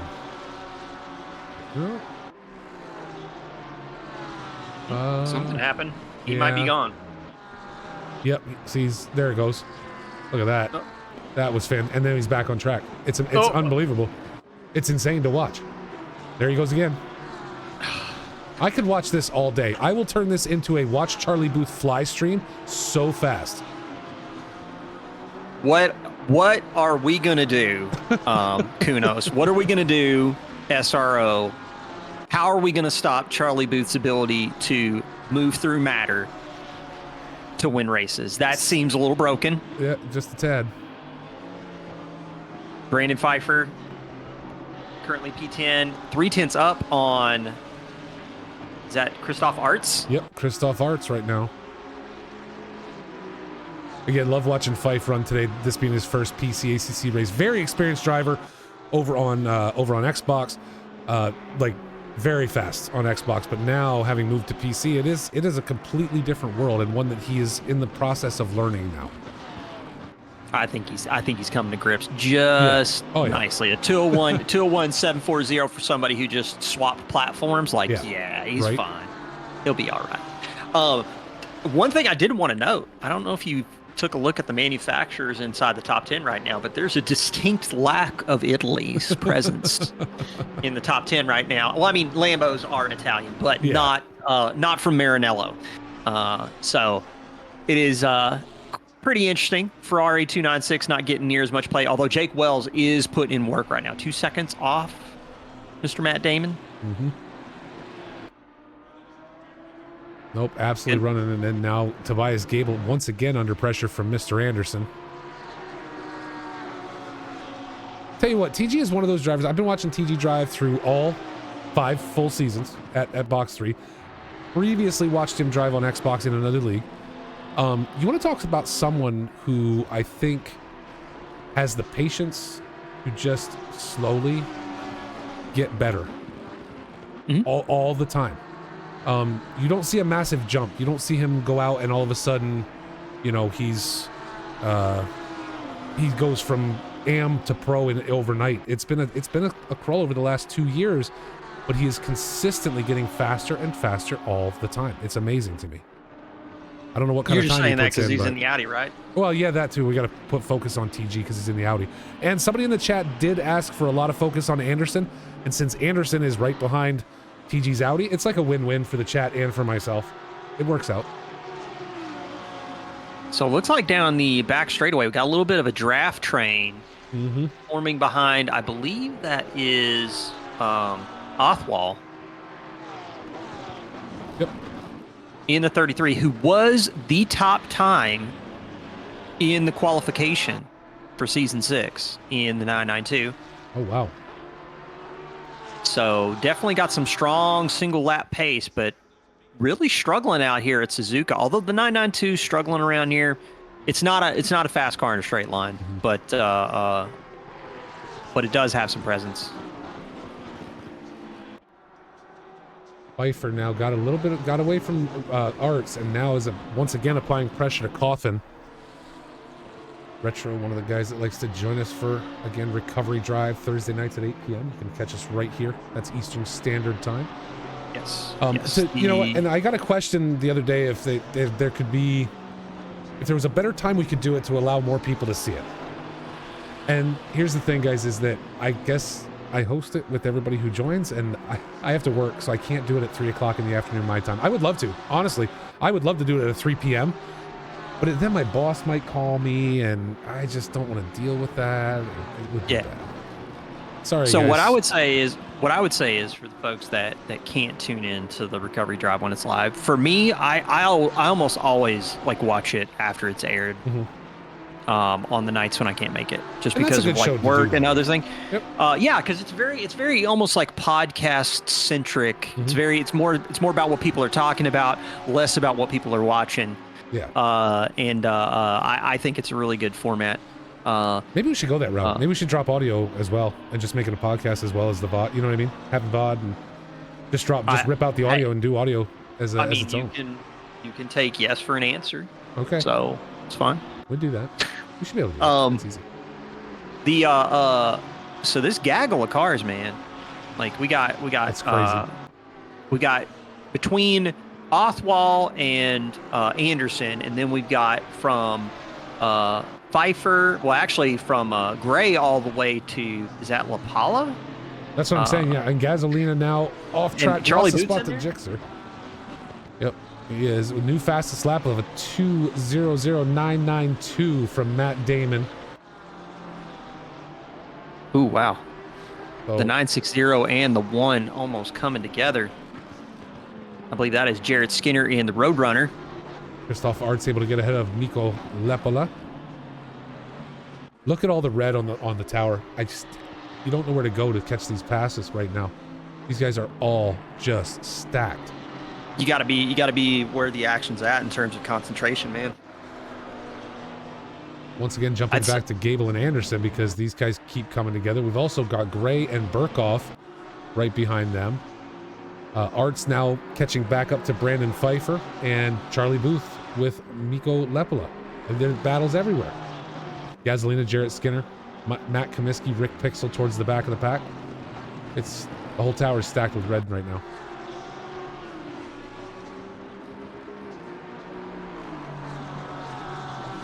Just a quick reminder, folks, this season of Box 3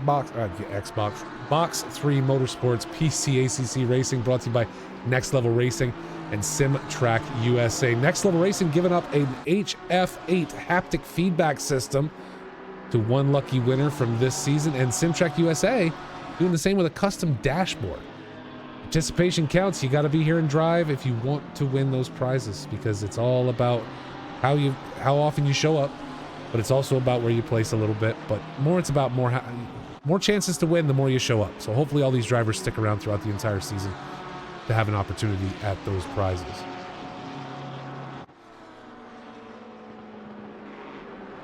So now Art's going to lead Lepala and Booth. Mary Chase. Unbelievable to me. Just how close these guys are keeping it. With that, sir, I'm going to take a quick step away if you're good with that. Little autopilot. Absolutely. Hit me with it. The little autopilot should keep you pretty well in the action. Hopefully nothing too stupid. It does like to use, and Ridian Lloyd Davis into the pits. It does like to use the rear and dash cams for some reason from time to time. I can't figure it out, but oh well. So I will be just about 4 minutes or so to take a quick step away, and I will be right back with you. Sounds good, sir. Awesome. Thank you, sir.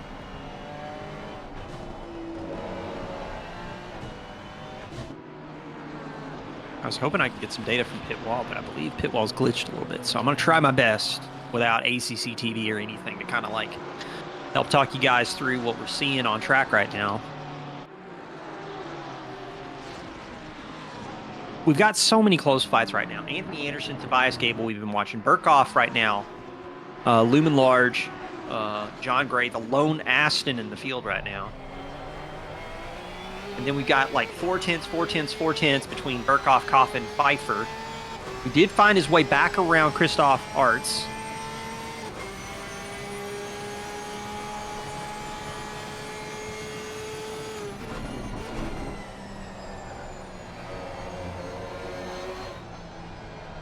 Francisco Mendel at 666. Sim Racing Brotherhood 992 right now. Currently 2 seconds off of Othwal, who's opened the gap up. Tobias Gable, not quite to get up onto the back of the 666 Porsche. I think that's mostly because he's locked in a bit of a tough defense from Anthony Anderson in the Lamborghini Evo 2. Good shots just watching Francisco Mendel just lapping around Suzuka. Anthony Anderson thought he was going to try and make a play. Gaggle of cars going through Casio Triangle right now, focused in on Matt Coffin, Mike Burkhoff in front, and John Gray. Coffin under fire from B5, 3/10. They're heading down the start-finish straightaway.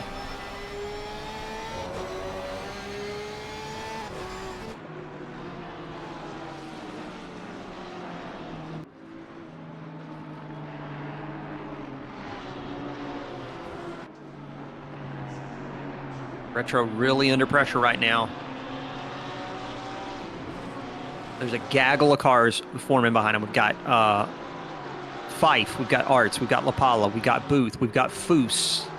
And then you got 2.9 seconds back to John Gixter in the 64.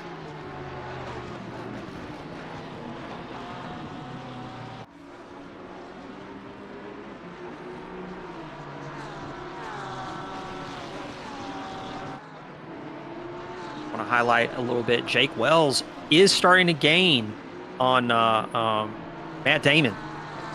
Jake Wells in the 84 296 Ferrari, 1.088 back from Damon.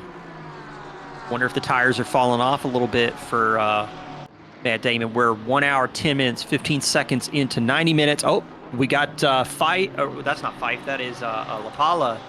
And I believe Art's coming together, bumping through Spoon all the way through from start to finish.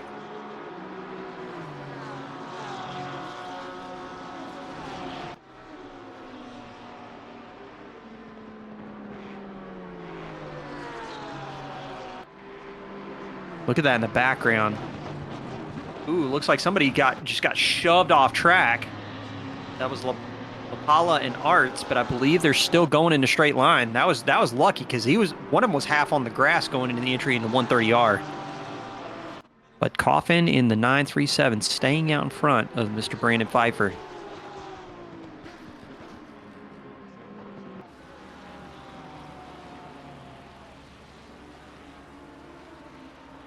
Good race. Oh, I believe that was, that might have been Burkhoff. Oh, no, that's Othwald that got spun in first corner. I'm curious what happened there. Charlie Booth might have gotten involved in it too, because, I mean, the entry, like having an accident like that mid-corner in first curve, that's tough. That's tough to recover from. So, Brandon Pfeiffer in the 22 now on the gearbox of Mike Burkhoff. Looks like Lapala made it out. I'm seeing Charlie Booth now dropping down the timing board. Dimitri Othwald, P17. Unfortunate.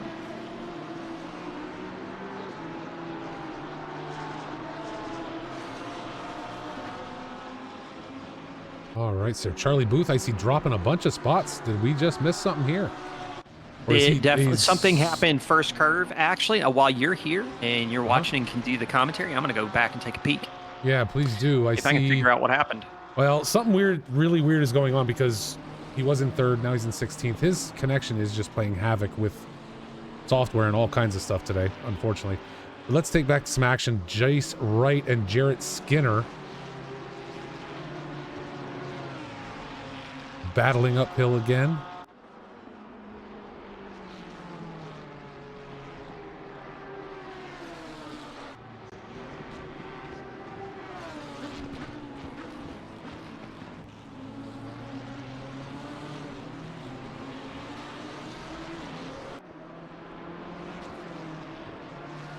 We watch this play out. Retro Coffin, John Gray a little further up. Gonna battle for P6. We'll keep an eye up there. But Tom Foose and Christoph Arts coming together. We've seen those two race each other before.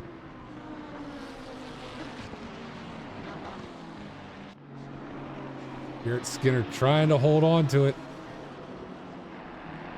So the unfortunate circumstance with Charlie Booth was so Dimitri Othwald lost the Porsche midway through first curve. A lot of people were able to avoid it, but there was just a big bunch up of those cars all smashed together, and Booth just didn't have anywhere to go. Oh. I mean, he probably could have slowed down, maybe taken off track to the inside, but the problem is that late in the first curve is kind of blind. At that point, you're just going to have to say, well, it's a yellow and I can't see it, so I guess I just need to slow down all the way. Anthony Anderson with a great smooth move off the inside of the hairpin to take up P3. That was. I obviously missed him getting around Tobias Gable, which is sad. I like watching those two battle it out. That was part of the Othwald incident. So Othwald was in front of. Okay. And basically the traffic was like parting like the Red Sea to try and get through the exit of first curve Gotcha. without dying. Gotcha. And Tobias got hung on the outside. Anderson took to the inside. Anderson, of course, had the inside line through through turn 2, and that's kind of like how that all went down. Laid out, huh?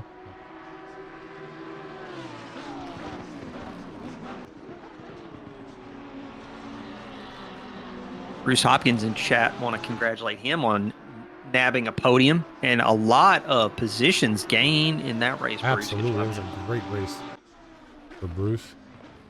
Check in with Keeping your Retro nose Coffin clean. now. Mike Burkhoff and Brandon Pfeiffer stacked up behind Coffin for P7. Wait for Burkhoff, see if he makes an inside cut here going into T1. Just a little too far back. I think the thing he's got to watch out for is Burkhoff's up in that draft, as is Fife. Mm-hmm. Oh, Coffin losing the rear end. It looked like he lost the rear end a little bit. Looked like Car's a little Burkhoff bit did too. sketch. Car's a little bit sketch going into the snake. We got to jump back here to Burkhoff and Pfeiffer, though. Pfeiffer was right up on him coming up up the hill.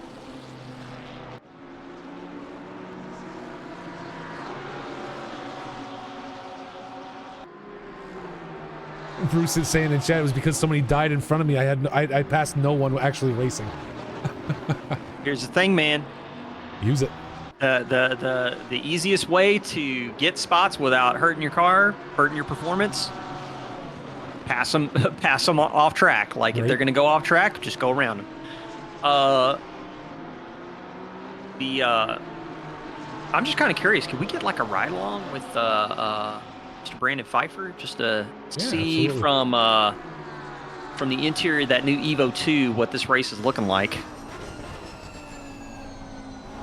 So yeah, we got 3/10. Actually, you could go from him or La Pala, because La Pala's like right there. Yeah, they're all right there.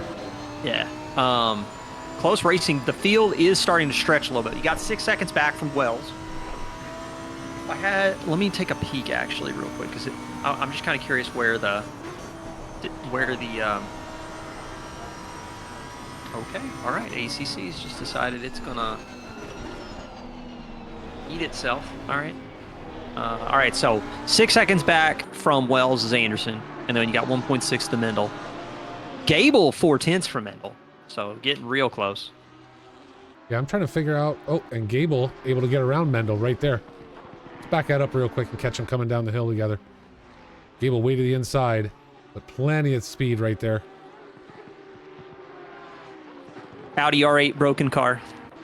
Broken. Oh, don't say that. Tom Foose taking up P11 over Christoph Arts, and again, this 4-pack right through here of Retro Coffin, Mike Burkhoff, Brandon Pfeiffer, and Miko Lepola. These guys will not leave each other alone.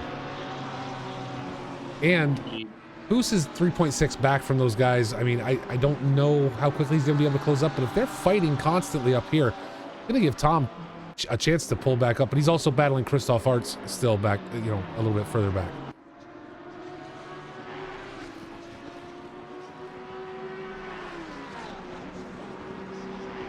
Folks, keep in mind here, at least for the first half of Season 6, Box3 Motorsports is looking to raise money and support one of our admins, one of our former drivers, Mr. Dylan Dunn, and the Haymakers of Hope, looking to knock out cancer on June 14th as he takes on Dave Severino in a boxing match to raise funds for the Rumble in the Rockies 5.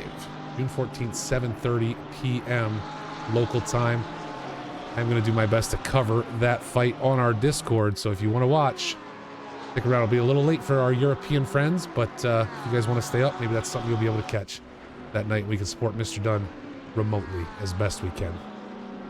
Ice Gable starting to open that gap up between him and Francisco Mendel. Now up to 7/10. This gaggle of cars is going to come across the line. Not going to be able to take advantage of the pit window, which is going to open about a minute and 26. I suspect we're going to have the folks that are like way further down in the order that are going to be able to take advantage of that when it pops open. Look at how soon they want to get in, though. I mean, it seems early to me. You're going to have an hour left. Do you want to run those tires for a full hour? That's a good question. I mean, the undercut could perform really well here. They're going to be lighter on fuel. Honestly, I think you're probably right. Pushing the window to the end is probably going to be the better thing to do. But I suspect that's probably going to be more for the folks at the front to try and take advantage of. If I'm in the back of the field, probably going to take advantage of that pit window the moment it pops open. Gotcha. And just try and see if I can get some spots throughout the race for people making mistakes during pit stops. For the folks that have had spins and accidents, it could be an opportunity to get off some used rubber, get onto some tires with a little bit more of a circumference.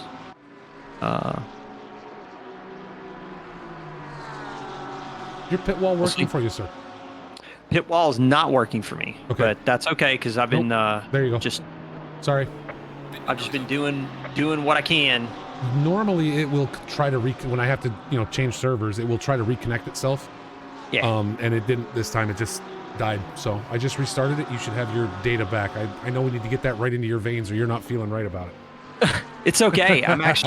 It's actually been really tough to follow from a data perspective, just because just kind of you pay attention, like your eyeballs are where the action is. And the thing for me, like the data is like really important when you're in a situation where it's not immediately clear. Oh, looks like Rick Pixel had a game crash. That's unfortunate. Yeah, I literally just tried to click on him and then he was gone. So. But usually I try to use the data to tell the story that you can't see on screen. But when we see the pit stop start to happen, we'll get a little bit of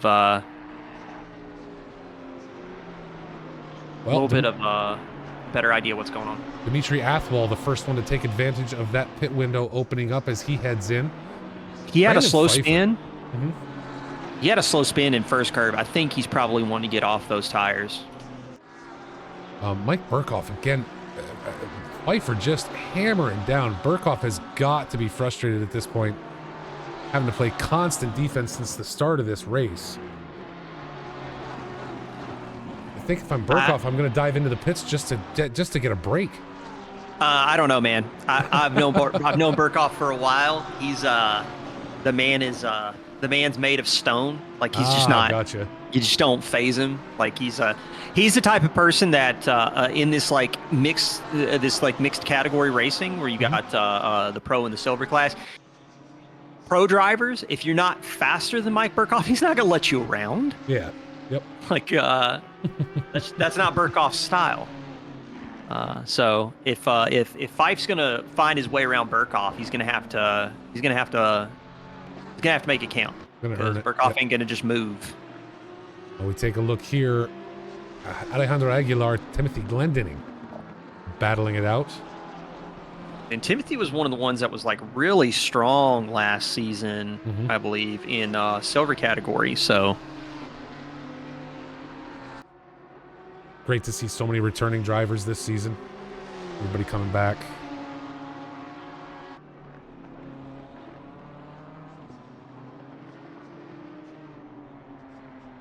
So right now the cars to watch, Burkhoff, Lepala. I mean, Burkhoff, Pfeiffer, Lepala. I mean, that is just a sandwich. It is. Had a Bentley cycling out of the pits, might have caught Pfeiffer off guard a little bit. It did catch Lepala off guard going into second curve. He almost lost it.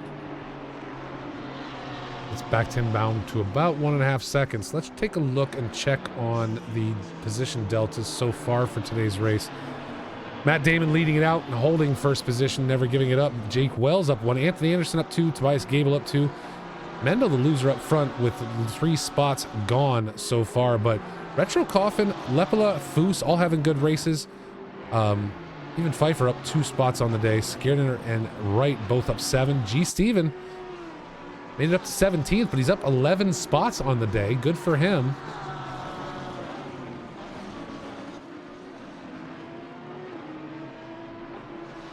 This race is wild. You have a mix across pro and silver right now. You got John Gray right now holding off Retro Coffin, holding on to 6th right now in the overall, but the top spot in silver category. Mike Burkhoff keeping John Gray in check. Like he's keeping him in reach. He's not letting him get away. Yeah.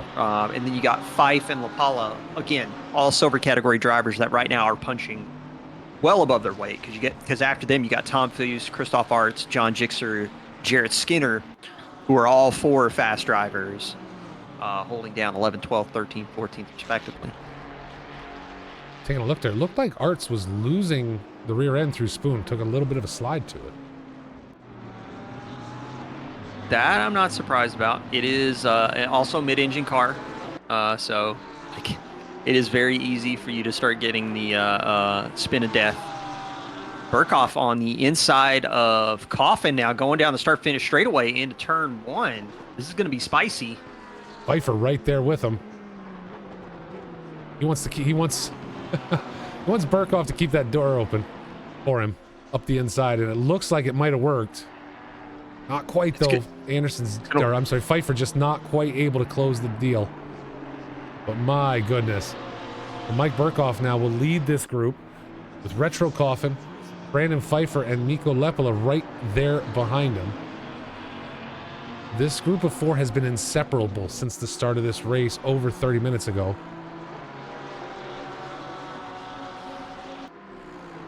Looking down the order a little bit, you got a real tight pack behind Christoph Arts. Gixer, Skinner, Gixer and Skinner. And then behind Jace Wright, you got Charlie Booth. Then you got G. Stevens getting chased down by Rob Kesar.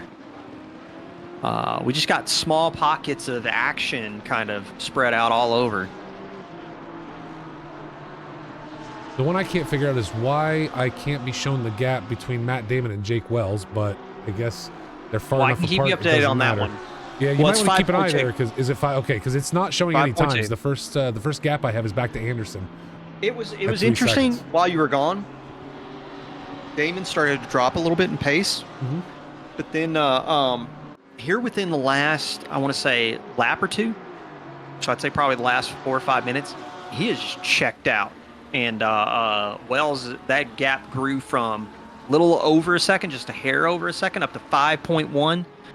It could also be Jake Wells trying to save his tires, try to manage his fuel to get as deep into the pit stop as possible before he pulls the trigger.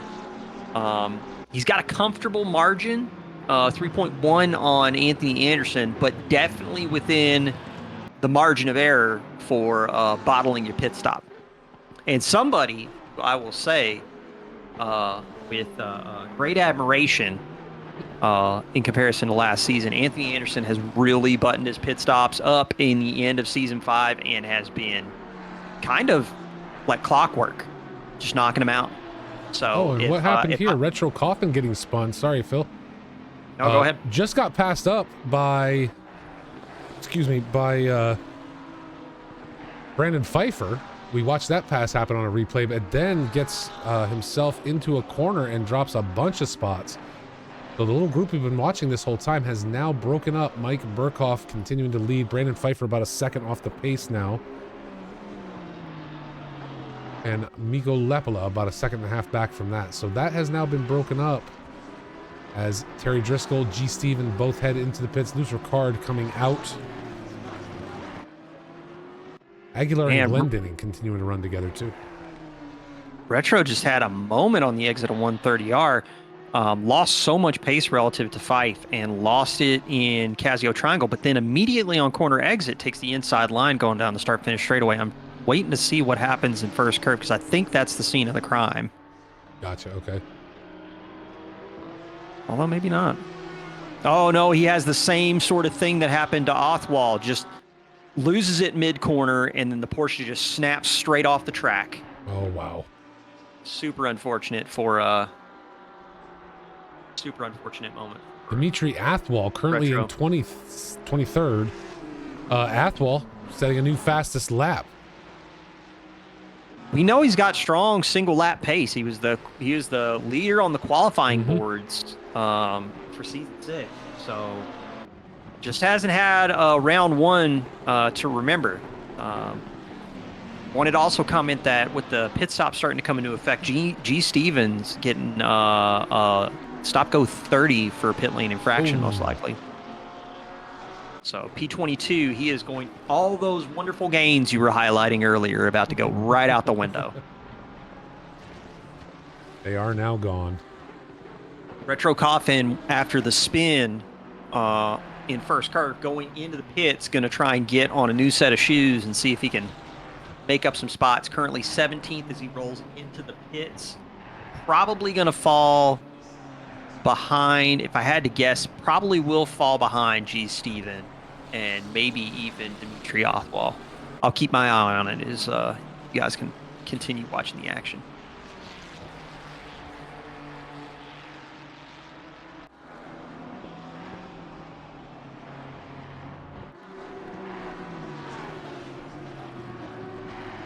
Looks like Timothy Glendenning going to dive into the pits too in the 30. Another one of the Audi R8s on track.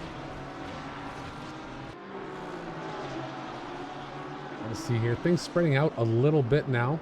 Except for Christoph Artz, Jarrett Skinner. This is our current battle to focus on. The P11. Retro peels out of the box and see where he cycles out on track. Probably driving a little angry at himself right now, I would have to say. Maybe. I think Retro, he's a pretty cool customer. Oh yeah. Oh yeah. Another one of our Recovery Drive Thursday members that joins us regularly. Looks like he's going to cycle right out in front of G. Stevens, who still has to serve a stop-go 30. Brendan Pfeiffer now coming up on the back end of Mike Burkhoff. This, part of this group is coming back together. John Gray still up front, and there it is, Pfeiffer getting around Burkhoff as Burkhoff heads into the pits to make that stop. So Burkhoff going to try and see if he can get the undercut on Fife, maybe get that position back, or maybe see if he can leapfrog John Gray, who he's been chasing down this whole race.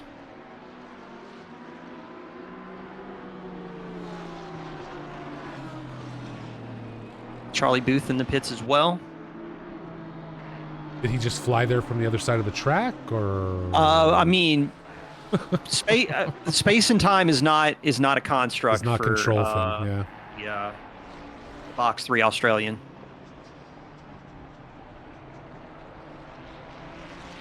See, I don't worry when we call him Australian. I don't worry that we're going to offend him. I worry that we're going to offend Australians, that they would have to then claim him for something. Maybe. I'm really just trying. My head's still trying to wrap around this whole like space-time thing that Charlie Booth's doing, because I mean I knew in the southern hemisphere that when toilets flushed it went the opposite way, but I didn't know that's how time worked too. Christoph Artz doing a good job holding off Jarrett Skinner so far, maintaining that top 10 finish for now, but pit stop still to run.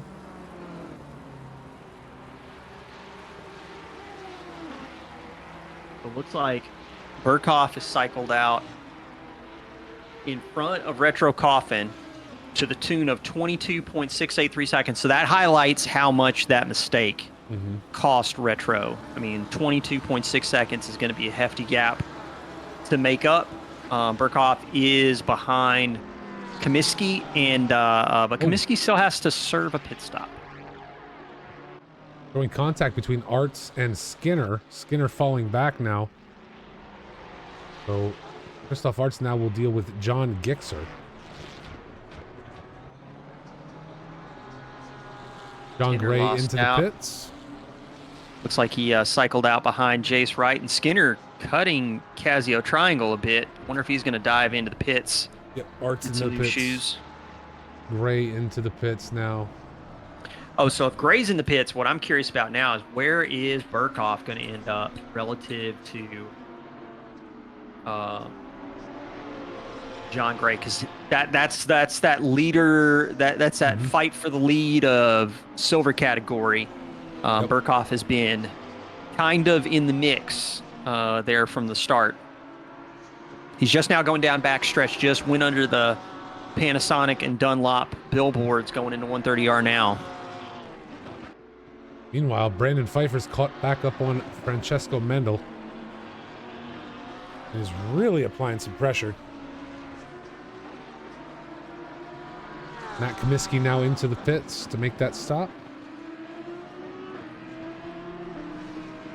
Caps World, thank you so much for that subscription. Much appreciated. Thank you for supporting the channel and what we do here.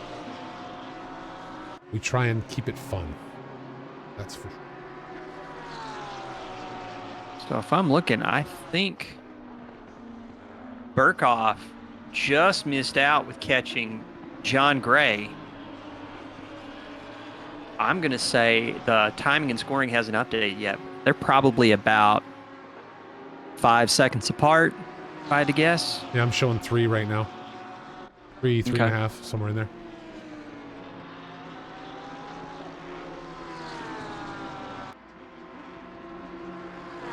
So the battle for silver class, can John Gray and Mike Burkhoff stay out in front of Mr. Brandon Pfeiffer, who has been on a tear? He's having a bit of a moment. And into the pits he goes. As you mentioned it. Called him out. Second with Jake Wells, currently running in second. Anderson's starting to close in. Anderson is closing in. That is for sure. That's down to that's a 1 second gap back to Anthony Anderson now. Let me keep an eye up there and see if that continues to shut down. Matt Comiskey, Jarrett Skinner battling for P22 right now. Pfeiffer, Lapala, Gixxer all in the pits. Here's the thing, Pixel. I can't, and I don't know why.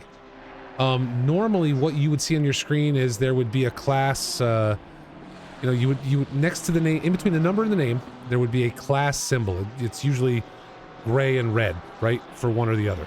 Easy to figure out once we know.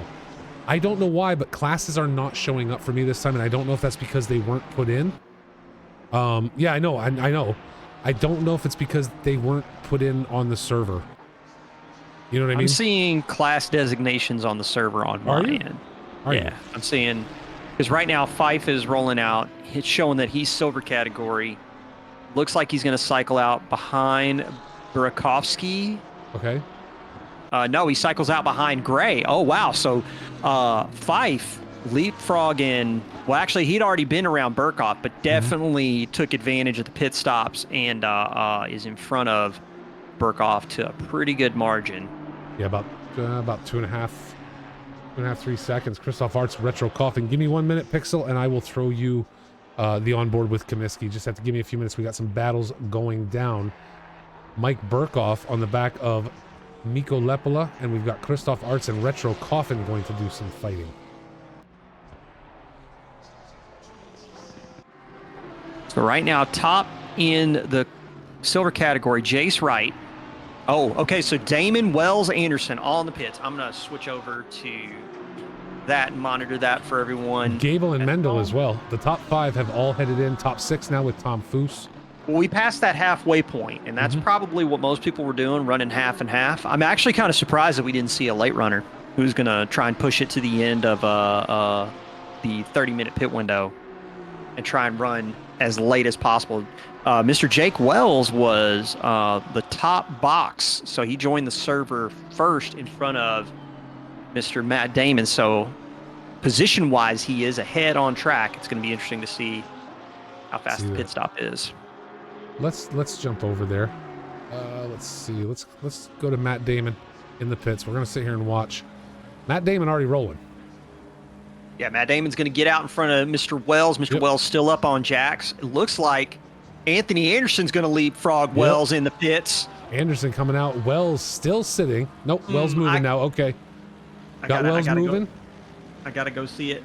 We got Gable coming out. We've got Mendel on the roll. Wow, that is unbelievable right there. So, wait a minute.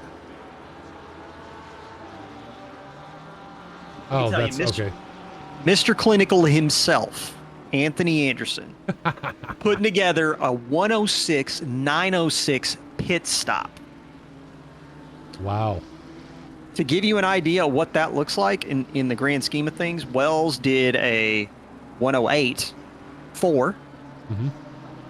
Matt Damon, 109.763. Anthony Anderson, just like in terms of investment strategy, making up dividends when it comes to pit stops. So no kidding. And just so you know, Pixel, I'm not the one that wrote that in the chat. I wouldn't do that to you, buddy. That sounds mean. Poor Pixel. So Brandon Pfeiffer, Mendel coming out just ahead of Fife, and Fife able to take up P9 now after all of that. We've got Jace Wright and Drew Burakovsky up front. Both needed to take pit stops. And Alejandro Aguilar in P7 needed to take that pit stop right now. After all this shuffling around, Lepola and Burkhoff both together on track. Margins are pretty once again. small. They are. So now we wait to see if Anderson can close the gap to Damon, or if Jake Wells is going to catch Anderson first and force Anthony to play some defense. But I was asked for an onboard with Comiskey. I think now might be a good time as soon as I pick him out on my list. There he is, Mr. Matt Comiskey. Let's go on board for a few minutes with him. There we go. I'm watching Jace Wright right now, who's in the pit stops, to see where he cycles out. In relation to the silver category brethren at Alejandro Aguilar, I'm going to say his name correctly once, the lone GTR in the pits as well. So Jace Wright's going to cycle out behind Gray, Pfeiffer, Lepola, and Burkhoff. Is he going to cycle in front of Driscoll? I believe so. Driscoll had a massive moment at the start of this race, lost a heap of spots. But Jace Wright getting nailed with a stop-go 30 on pit exit. That is unfortunate. That's going to throw him Oh, wow. really That's the far second down. one of those we've seen today. Yep, that is going to throw him really far down. So Burakovsky is the lone silver category driver in front to pit.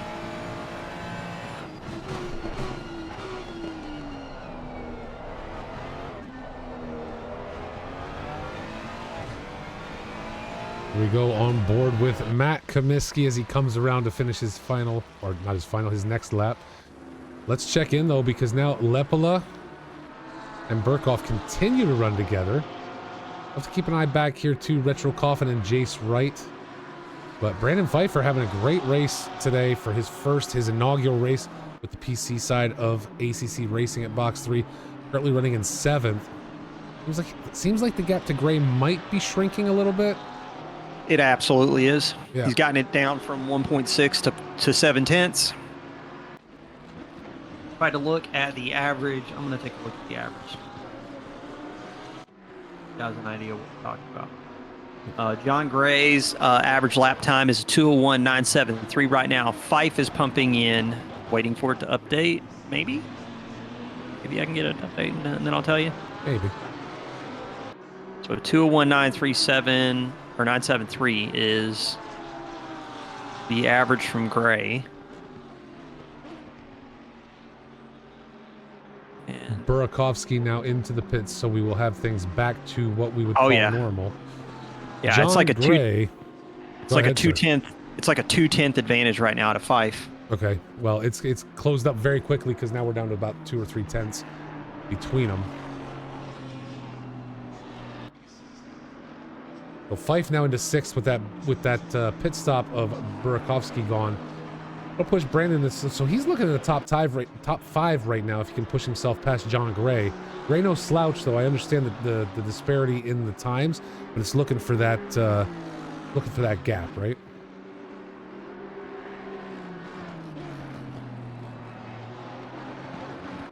Suzuka's a tough track to pass on too. It's a big track, but it's deceptive. The types of corners you get here at Suzuka can make it very challenging to try and make a move. As you can see right now, as Fife is trying to find his way around John Gray, who's putting up a really good defense in the Aston.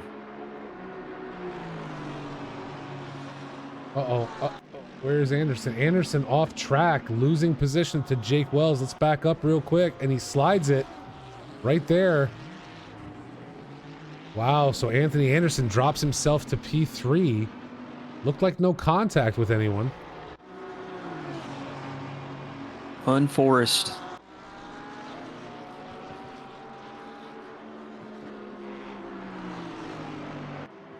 And brought Tobias Gable within 1.5 seconds. John Gray on the defensive in Casio. That corner complex right there at Suzuka is a great place to try and ring someone's bell in terms of getting them all crisscrossed on corner entry, because we saw a lot of people cutting Casio Triangle in bad ways under pressure. So definitely seems like the place. Try and see if you can force a mistake. The YCR special edition Lambo that Anderson has there. I wouldn't be bragging about that right now, though, for Anderson. Doesn't seem to be helping him so far. I mean, it does, but not after that last one. Let's take a look at that position delta while we talk about it.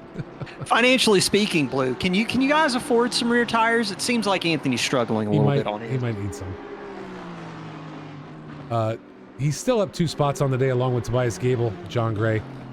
Brandon Pfeiffer up 5 so far, and still looking for one more from Gray. So a great race there. Nico Lepala up 6 spots. Tom Foose up 9 so far. Timothy Glendinning in the Audi up 10. So a lot of movers today. Francesco Mendel obviously struggling, down 5 spots, and Dimitri Athwal down 10 so far. The only fans money. I mean, I figured with YCR and OnlyFans money, I thought Nate would have a better draw than that. Right?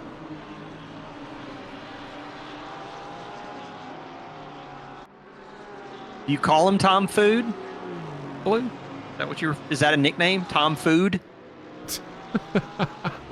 Hey, Tom Food. Tom Food.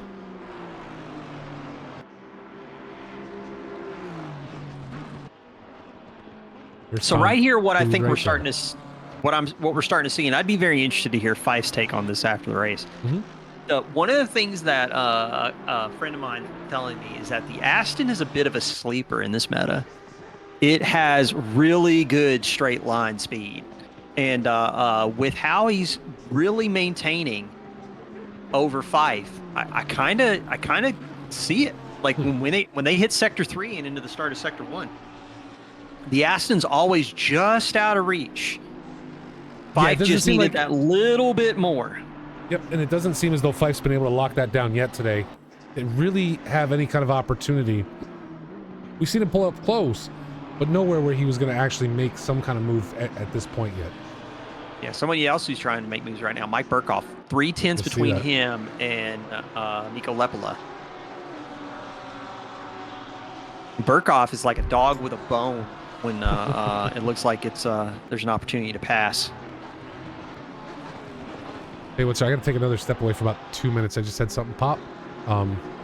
Give me 2 minutes to take a call. I'm going to leave you right here.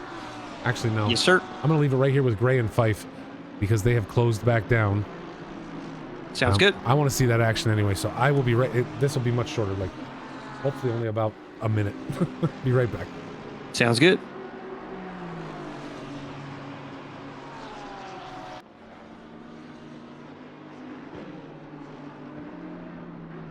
All right, so Mr. Brandon Pfeiffer, last lap 201.962. That is losing some pace right now. John Gray really starting to unlock the Aston in the 14, the JNS Motorsport. 201.615. They are catching up to Lewis Rickard in the Tobbs Esports at 130R. Lewis having a real tough race, but man, sticking with it. So hats off to him for not quitting. Maybe he'll get to leave this race in silver category with some points.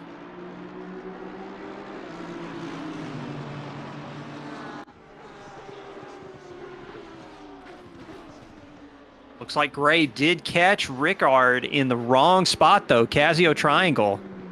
Although Fife backs out of it. Just going to try and see if he can pressure John Gray into a mistake. John Gray doing very well in the JNS Aston. 201.8. Fife had him by 4/10 that lap, but I think the traffic in Casio Triangle caught John out a little bit. And you can see it right here in the snake right now. It does look like the Lambo has a bit of an aerodynamic or mechanical advantage on the Aston Martin, because Fife is just glued to the back end. Man, you could not fit a sheet of paper on the entry into Degner 1. Everything about this Aston on mid-corner, corner exit looks loose. Looks so loose. I see no change yet, though. Sorry about that. No, when the boss calls, you answer, so. Yeah. And here we go. Here we're seeing it now. 200R, Aston, starting to pull away. Starting to pull away. Just not really leaving Fife any kind of opportunity to look for the opportunity he needs to take up P5 in this race. Yeah, I'm just kind of curious to see how far he pulls away down the back stretch now.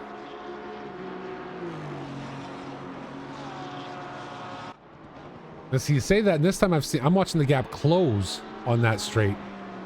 Fife got a good exit. I was going to say... Gray did not have a good exit at all. Either someone got a good exit or someone got a bad exit. Yeah, and Gray's got the... Again, you see how his line was pinched on the entry to Casio Triangle, and then he cuts the left part of the chicane. That's probably going to be a warning. So we might not be done with drive-through penalties as we're at 29 minutes, 45 seconds left. Tobias Gable has now caught the back end of Anthony Anderson. Anderson's been struggling, but not as much as Jake Wells. I mean, Anderson's 1.6 seconds after the spin. Like, he's made up a load of time, but yes, Fife right now unlocking the real nimbleness of the Evo 2 Lambo, and John Gray is just struggle bussing through Sector 1 and into Sector 2 to try and stay in front of Fife. Keep an eye on that battle for P2. Anderson wanting to make up after his slide. See if he can't get second position back, but he's gonna have to play defense with Gable.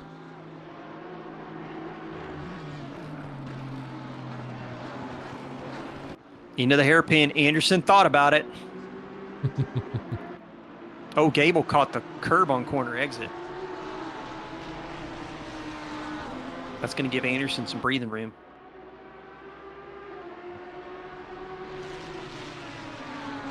Again, out of the hairpin. Gray just drives off. Although Fife is actually still pretty close. Not close enough to make a move in Spoon. So if I'm Anderson, I'm targeting making the move in Casio or around the outside of first curve. I think that's where you got to do it. But making exits like that out of 130R ain't the secret It's sauce. not going to do it, is it? That's not going to do it. That's the secret sauce to getting a drive-through. You see that gap open right back up, but Fife and Gray coming back nose to downhill tail. now is just, yeah, right up on him. I'm wondering if Fife is thinking he's got to take the inside line. I really think he needs to force the Aston on the inside. He needs to take the outside line into first curve. Ooh. I really think that's where it is. Although Gray is making a mistake, and this is setting Fife up. Gray will have the inside line into turn 3. Oof. Wow, look at that battle go. Boy, Fife just not quite able to hold on, and there, but now a lot closer to Gray. Now, putting himself inside that 2/10, if he can hold on to it, is the draft going to give him an advantage when we hit that back straight?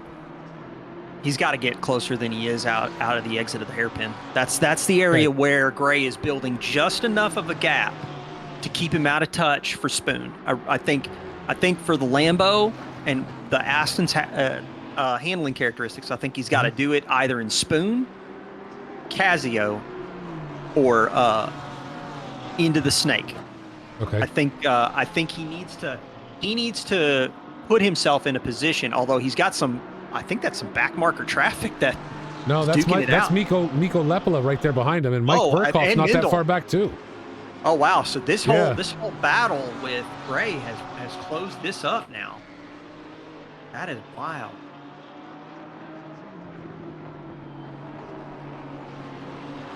He definitely has some spice here for the last third of this race. Right. So now Fife kind of taken out of the fight with Gray, because he's got Mindel and Lepala just right behind him.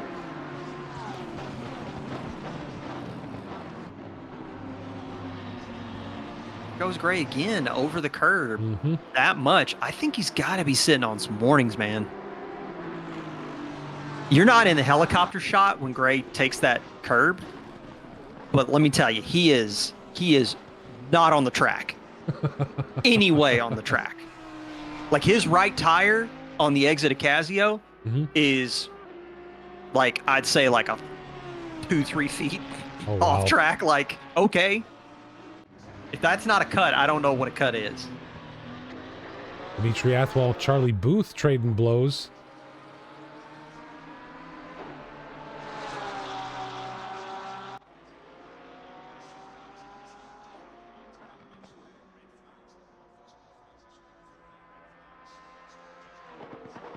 Athwal with that inside line, but is it going to be enough? No, and Charlie Booth will take up P13. Athwal having to do a recovery race after that spin. Dropped him down into the back half. Oop, going into the hairpin now, and Fife gives Gray a little tap on corner entry. Can he stick with it this time and hold him close, though? I don't know. I think that corner entry messed up Fife a little bit, having a little bit of rear contact, because he had to back out of it, because otherwise he would have spun Gray. He's on the inside and spoon curve, showing him the nose. Got to get the exit.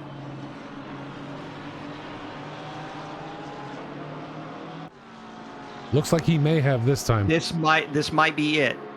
Gray's going to try and squeeze him. Fife has got the speed on him this time up the back straight. The problem is if you're offline in this corner, and he did squeeze him hard, and Burkhoff spins. That right there is unfortunate for Fife. Really unfortunate. I think Fife was trying his best. Gray gave him the squeeze. Gray gave him a hell of a squeeze. That right there was like shades of Verstappen Hamilton at 21 Silverstone. Like that was exactly the kind of scenario that leads to that kind of recipe for a bad accident, is squeezing the guy on the inside. I didn't see Gray swing out that far wide. I mean, it is still his. I mean, he still was ahead. It's still technically he is in the lead. He was agreed. But should he have known Fife was there? Fife was going to have to back out anyway. He was going to have to. I think he was going to have to back out anyway, because that is an extremely fast corner. But if you're on that inside line, you're not pulling the same speeds you are when you're able to use the racing line, right? Yeah. Fife. Like the thing is that Fife was far enough alongside that backing out was going to be tough. Like he would have had to slam on the brakes. To back out of it. I think that is just an instance where one of the drivers, either one of them, cautions the better part of valor on that one. Like, I think that's going to be. I think that one. I would be shocked if either one of those, if both of those drivers don't report it to the stewards. I'd be shocked. Well, they should, because it's now super easy to create a report. Just type !report in Discord. You will be contacted privately by a bot that will take all your answers. Because last season, I think we had a lot of instances where people did not report incidents. And it's important we do that. We talked about that last week on Recovery Drive, right? The importance of holding people accountable for incidents that are caused on track. It's the only way we get to better racing. As we watch John Gray, for some reason, off into the grass ahead of Brandon he's got no Pfeiffer. Front end on this thing. He went into the wall. Like, I think John Gray is going to be lucky if he can limp this thing home. Fife's gone. And Fife deep. Would have backed out enough. So yeah, Damon. Anderson did find his way around Wells while we were watching that. He did.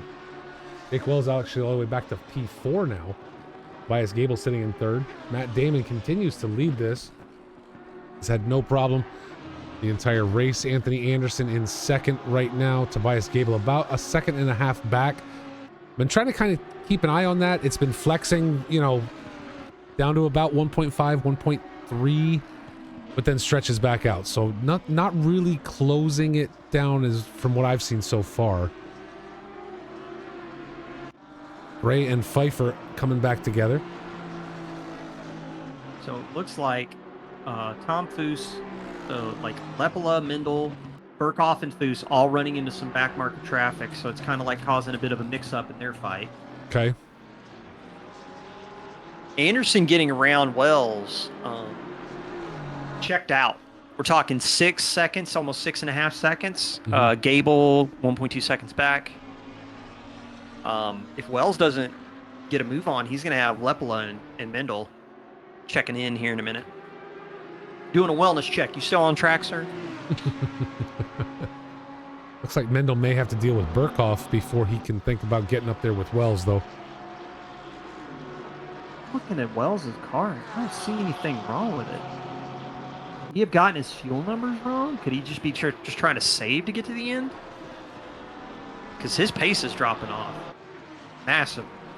Lepela, last lap was a 2:01.777. Last lap from Wells was a 2:03.5. Wow. That is, that's not quick. Well, there you go. Brendan Pfeiffer able to take up P9 over John Gray. Well, he was. And then dropped right back again by a full second. A little curious, but we'll stick with Mendel. Burkhoff and Foose now has joined this party. Tom Foose in his standard BMW.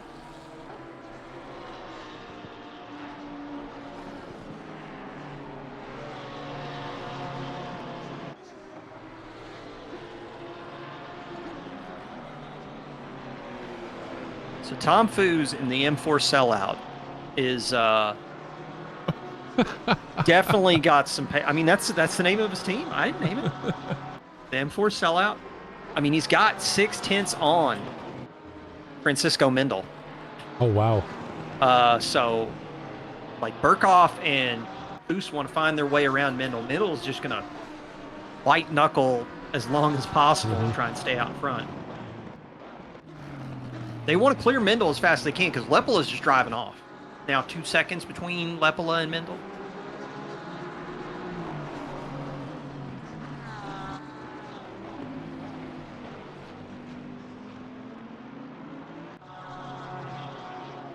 Somebody hats off to a pretty solid recovery drive right now. Dimitri Othwal. Dimitri Othwal had that spin, dropped in the lower half of the order, clawing his way back up to P14. Not giving up.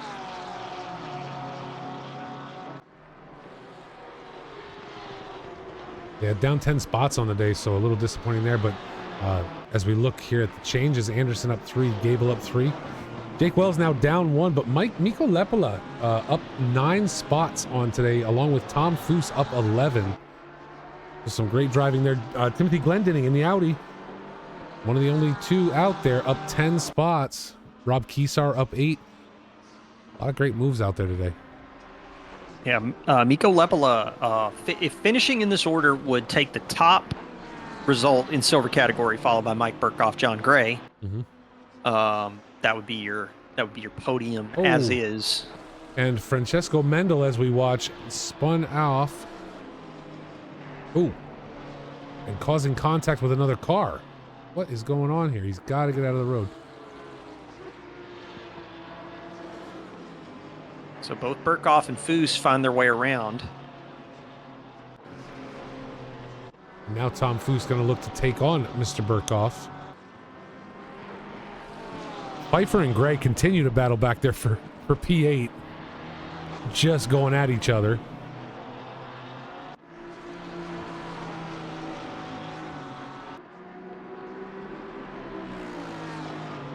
And now Retro Coffin might look to join the party.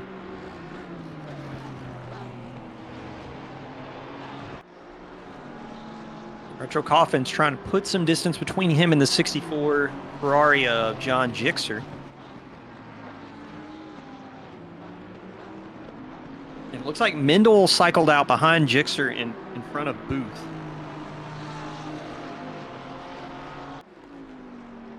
Okay, yep, gotcha. Yeah, Mendel coming in P12 right now in the number 666 car.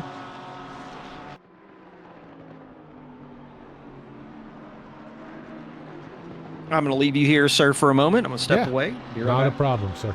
Keep our eyes right here with Gray and Fife as he continues to just look for that, just whatever opportunity he can make. Because it's so far not working out for him. And when it did, they got tangled up. But now if we can see if Pfeiffer's going to be able to knock around here. And when he does, is Coffin able to follow him? And there it is, Fife able to take it through the chicane and leaves Retro behind. Nice clean pass there to take up P8. John Gray will now have to deal with Retro Coffin, who was able to close up very quickly while they were battling, but now might find the same struggle that Fife did to get around. But no, it's going to be that quick. And looking at the front of that Aston, I just have to wonder, again, the damage is just playing with it. I'm surprised he was able to hold off Fife as long as he was able to. Alejandro Aguilar and G. Steven up for P22 right now.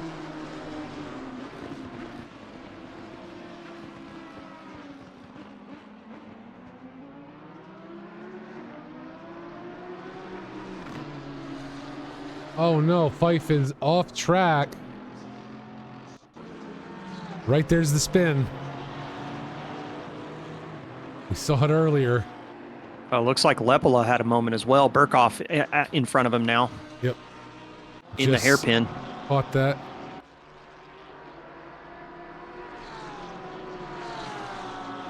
So Brandon Pfeiffer now dropped to P12 after the second spin of this race. Throwing himself off track.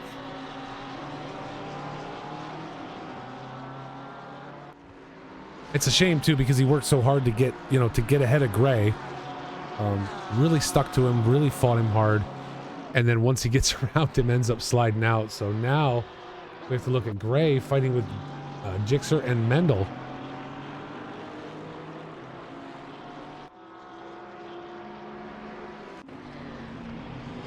Maybe Lepola might be struggling a bit. Tom Foose now closing in. Mendel getting around John Gixxer.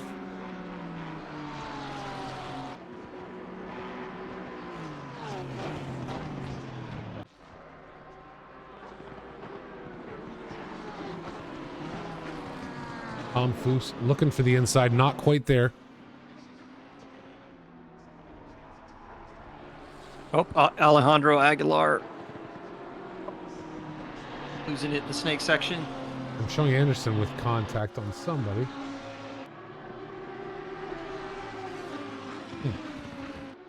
Still on track, so maybe just clearing a back marker. Alejandro Aguilar. I think that's where Anderson was, so they might have come together while trying to clear the back marker.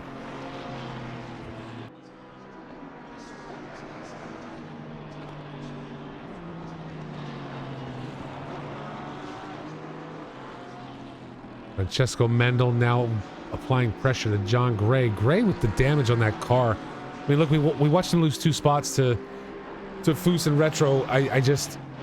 Now he's got Mendel and Gixxer. At what point do you just decide to go in and make the repairs? You don't. Not with 12 minutes left. He would lose so much time. Well, and I get that, but should he have done it earlier? I understand not now, but he's still dropping spots one after another from what we're seeing. I mean, the good news story for him is that he's got to try and stretch 8 seconds out over the next 12 minutes to lose the next spot in silver category to Fife. Okay. After that, he's got another 7 seconds, so it's almost 14 seconds to drop to P5 in silver category.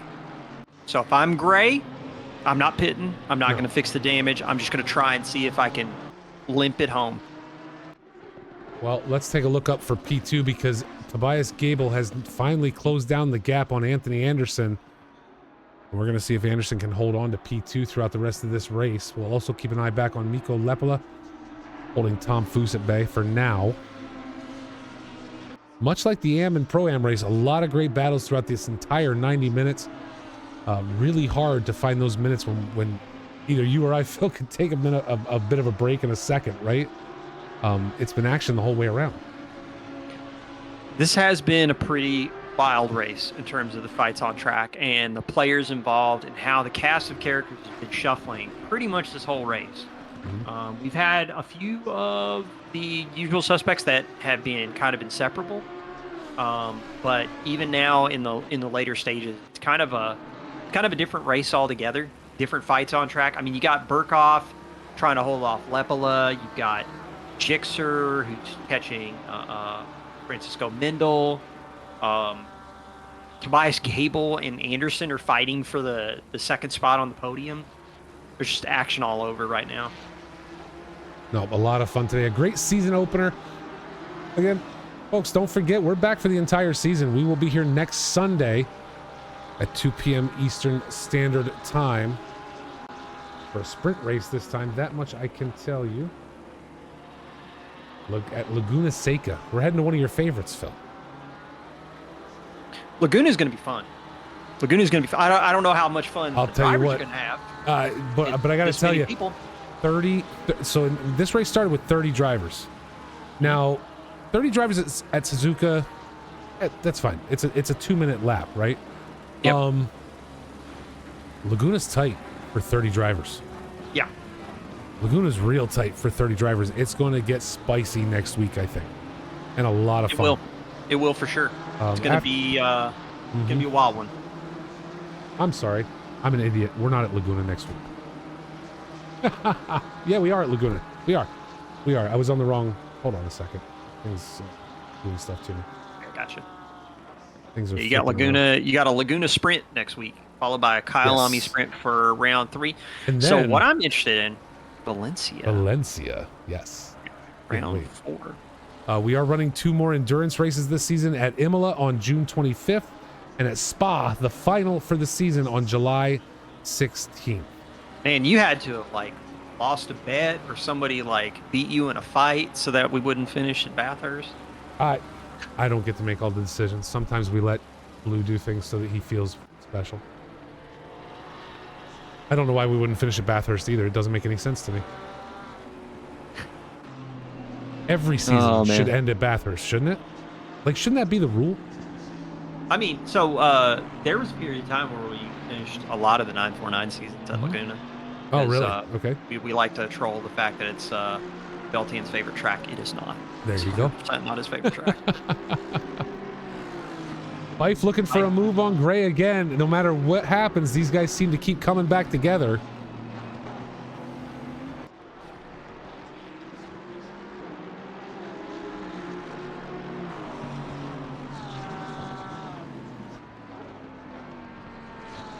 Over and over again. Now, up front, it seems like Gable kind of backed off, and that gap has been sitting at 1 second for the last 5 minutes or so, since about, well, no, maybe 4 minutes. 4 minutes. So call it 2 laps. Well, Anthony picked up the pace. Anthony's running 2:01.8s. Yeah. Tobias is running a 2:01.9. So just curious how quickly that opened back up and just is kind of sat right there. This kind of makes me feel like Anthony is managing a little bit of pace, like he might have a little bit in hand. He's looking at the fact that he's 13 seconds behind Damon, who's checked out. Yeah. Damon is starting round 2 as we speak. But Anderson is just trying to keep Gable just out of reach. And for him, that's going to be tough because that R8 is not slow in a straight line. So he's got to build up as much of a gap as he can in sectors 1 and 2. By the time he hits 200R, he needs to have as close to a 1 second gap as he can get. Keep Gable kind of out of reach of being able to get the move done. Well, Fife looking to fight with Gray, also going to have to deal with Charlie Booth, who's caught up with the 2 of them. Yeah, I think the big thing, the part where anybody like Gray or Fife are going to be sweating is if Driscoll can suddenly make up almost 15 seconds, and I don't see that happening. So, what a fight, though. These 2 have come together throughout this entire race. Just over 6 minutes left to go now. We're still seeing, and there goes Charlie Booth off across the gravel into the wall somewhere, and then magically reappears right behind where he just was. It's like one of those found footage horror films. It was. That was the camera like insane. shakes, and then the monster's like right there. And the thing is, I have a feeling that the reason I can't see the gap between 1 and 2 is because of Charlie Booth. Because every time he kind of semi-disconnected, it just screwed with it threw him to the front of the pack, and then all the way to the back, and then to the front and to the back, over and over again. So probably why that is jacked up. But now Tom Foose is closing in on Mikko Lepala. And what is going on here? Anthony Anderson with Tobias Gable right there into T1. The gap has come down once again. Yeah. Rose, there is a 200R on Suzuka, though. That is the corner on the exit of the hairpin going into Spoon. That's 200R. And then 130R is at the end of the back straight, correct? That is correct. There you go. Yes, sir. Fife and Booth coming together. Let's go check. Oh, what did I just see? Oh, no. Okay, I thought I saw the Audi of Tobias Gable lose it in the back end. So Charlie Booth gets around now Brandon Pfeiffer. Pfeiffer by a good gap, 9 seconds. You know what? 30 seconds is a long time, but let's go take a look and see what could have happened here. Ray, Fife, and Booth all running together, and it looks like Fife just got a little bit of a push from Charlie and knocked off into the wall. Wow.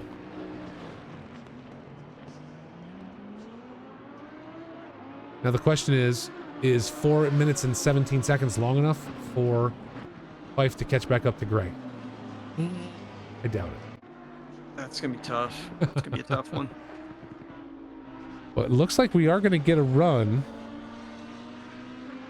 from here right at the end of the race again for P2. And there goes Charlie Booth up into first place.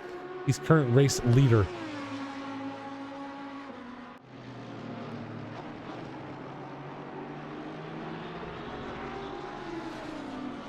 Could we check in on Matt Damon at some point? Make sure he's still here. We can. Let's go check in. Matt Damon leading this out. What's the gap over there? Back to Anderson now. The gap to Anderson was 13 seconds. I'm waiting for him to cross the line because it's far enough now where until Anthony crosses the line, it says he's a lap back. Oh, 12.3. 12.3? Okay. 12.8. Sorry, I'll learn how to read in a minute. Either way, Matt Damon running away with this. Anthony Anderson, Tobias Gable, the battle for second, the real story right now. We've also got Mikko Lepala and Tom Foose fighting for P6 as we come to the end. Mike Burkhoff, sitting on top of the silver category right now, has had one heck of a race. Hey, Huff, I think I remember from talking to someone who Matt Damon is. I don't know that I want to say because that person may or may not have decided to change their name in order to hide who they are. I don't know. So that's the only reason I won't say who Matt Damon is. It is not the actor famous for being in movies with Ben Affleck, I can tell you that.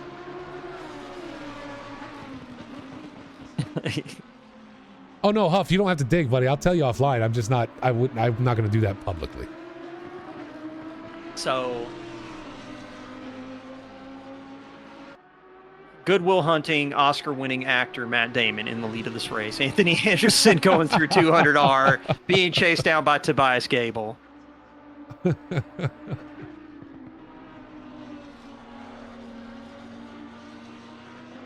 I prefer my Matt Damon in Thor, Ragnarok. No? Man, I'm trying to think. Got to check in on John Gray and Charlie Booth. Actually, if you want to know the Matt Damon I prefer the most, it was the one on Jimmy Kimmel when they were fighting over Sarah Silverman. That was an awesome Matt Damon. That was a funny Matt Damon. Anthony Anderson, also not Ando, but the comedian. Yes. Yes. Isn't that the actor that's on Blackish? Yes, that is Anthony Anderson. Yep. Yeah. All right. If you want to see him in something good, watch him in The Shield. That's a fantastic performance from Anthony. Yeah. Anyway, Charlie Booth able to get around John Gray here at the end. We are on the final lap, and Tobias Gable is within 0.3 of a second of Anthony Anderson.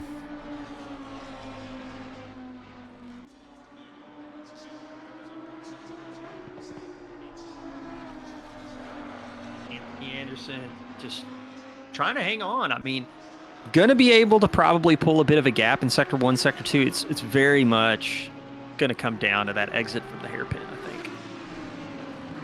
It is. Gable back about a second now. We have lots of famous people. You're not wrong, Huff. Tobias Gable, I believe, is Christoph Waltz in disguise. Because every time TG gets a little excited or puts like an LOL in something he puts on Discord, all I hear is, "That's a bingo" from Inglourious Bastards. And I just, for some reason, I don't know why, but TG always seems so serious, so it makes me think of that anytime he says LOL in a chat somewhere. Well, I was going to say he's the Werner Herzog of Discord. So,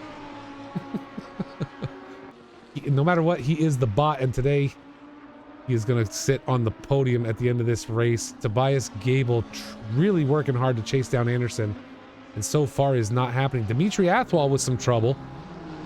Getting started up again. Jarrett Skinner as well, both showing yellow, but Glendinning able to get around Athwal. Take up P18 here at the end. Let's check in on Jake Wells and Mike Burkhoff as we watch the end of this race. Gable not closing it down from 7/10 yet. Matt Damon going to come across the line here in a minute.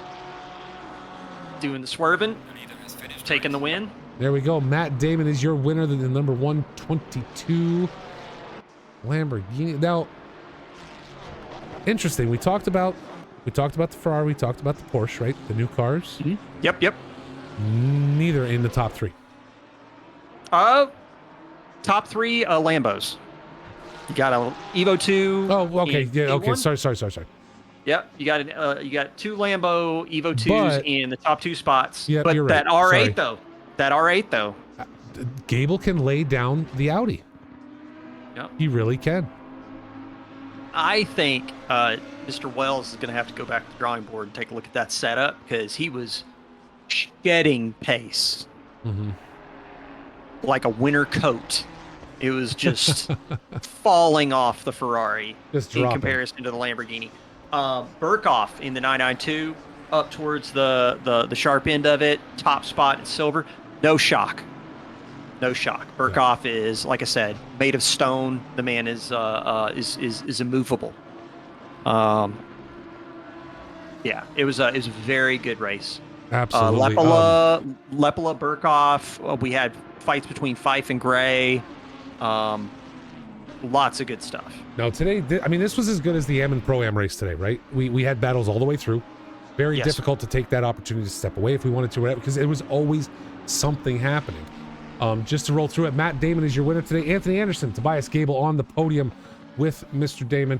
Mike Burkhoff, Miko Lepela, Tom Foose, Retro Coffin, Francesco Mendel, and John Gixer round out your top 10. Charlie Booth could have been a top 10 finisher had he not decided to spend a lot of time flying through trees, I think. It tends to slow your lap times down. I'm going to be very interested to see what the SRO regulating body has to say about sorcery, because I think there's no place for it here. No place for it. And great to see, Phil, you and I talked about it last season, but great to see these guys, some of them doing cool down laps, some of them RTGing back to the garage. Whatever it is, we're not seeing people hit each other after the race is over.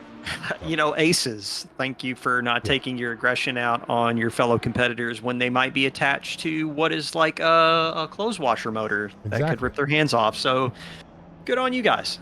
Yeah, I agree. A little bit of a bump right there from Alejandro. Little bump. Hey, come on.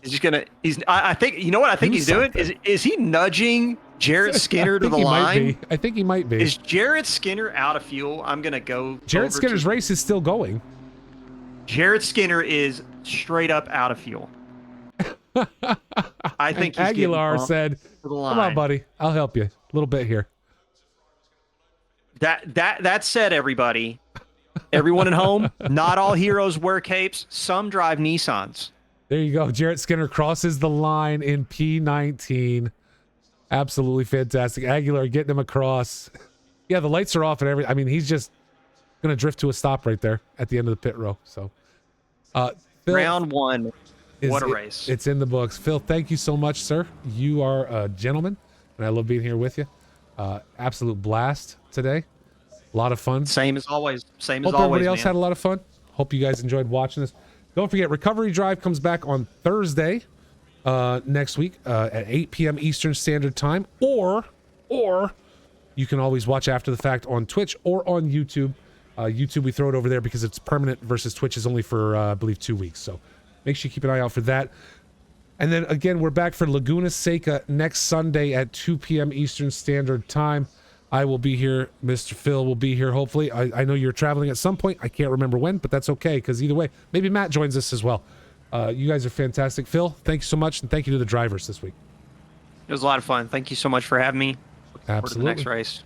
We will see you guys next week for Laguna Seca as Season 6 continues. Thanks, guys. Have a good night.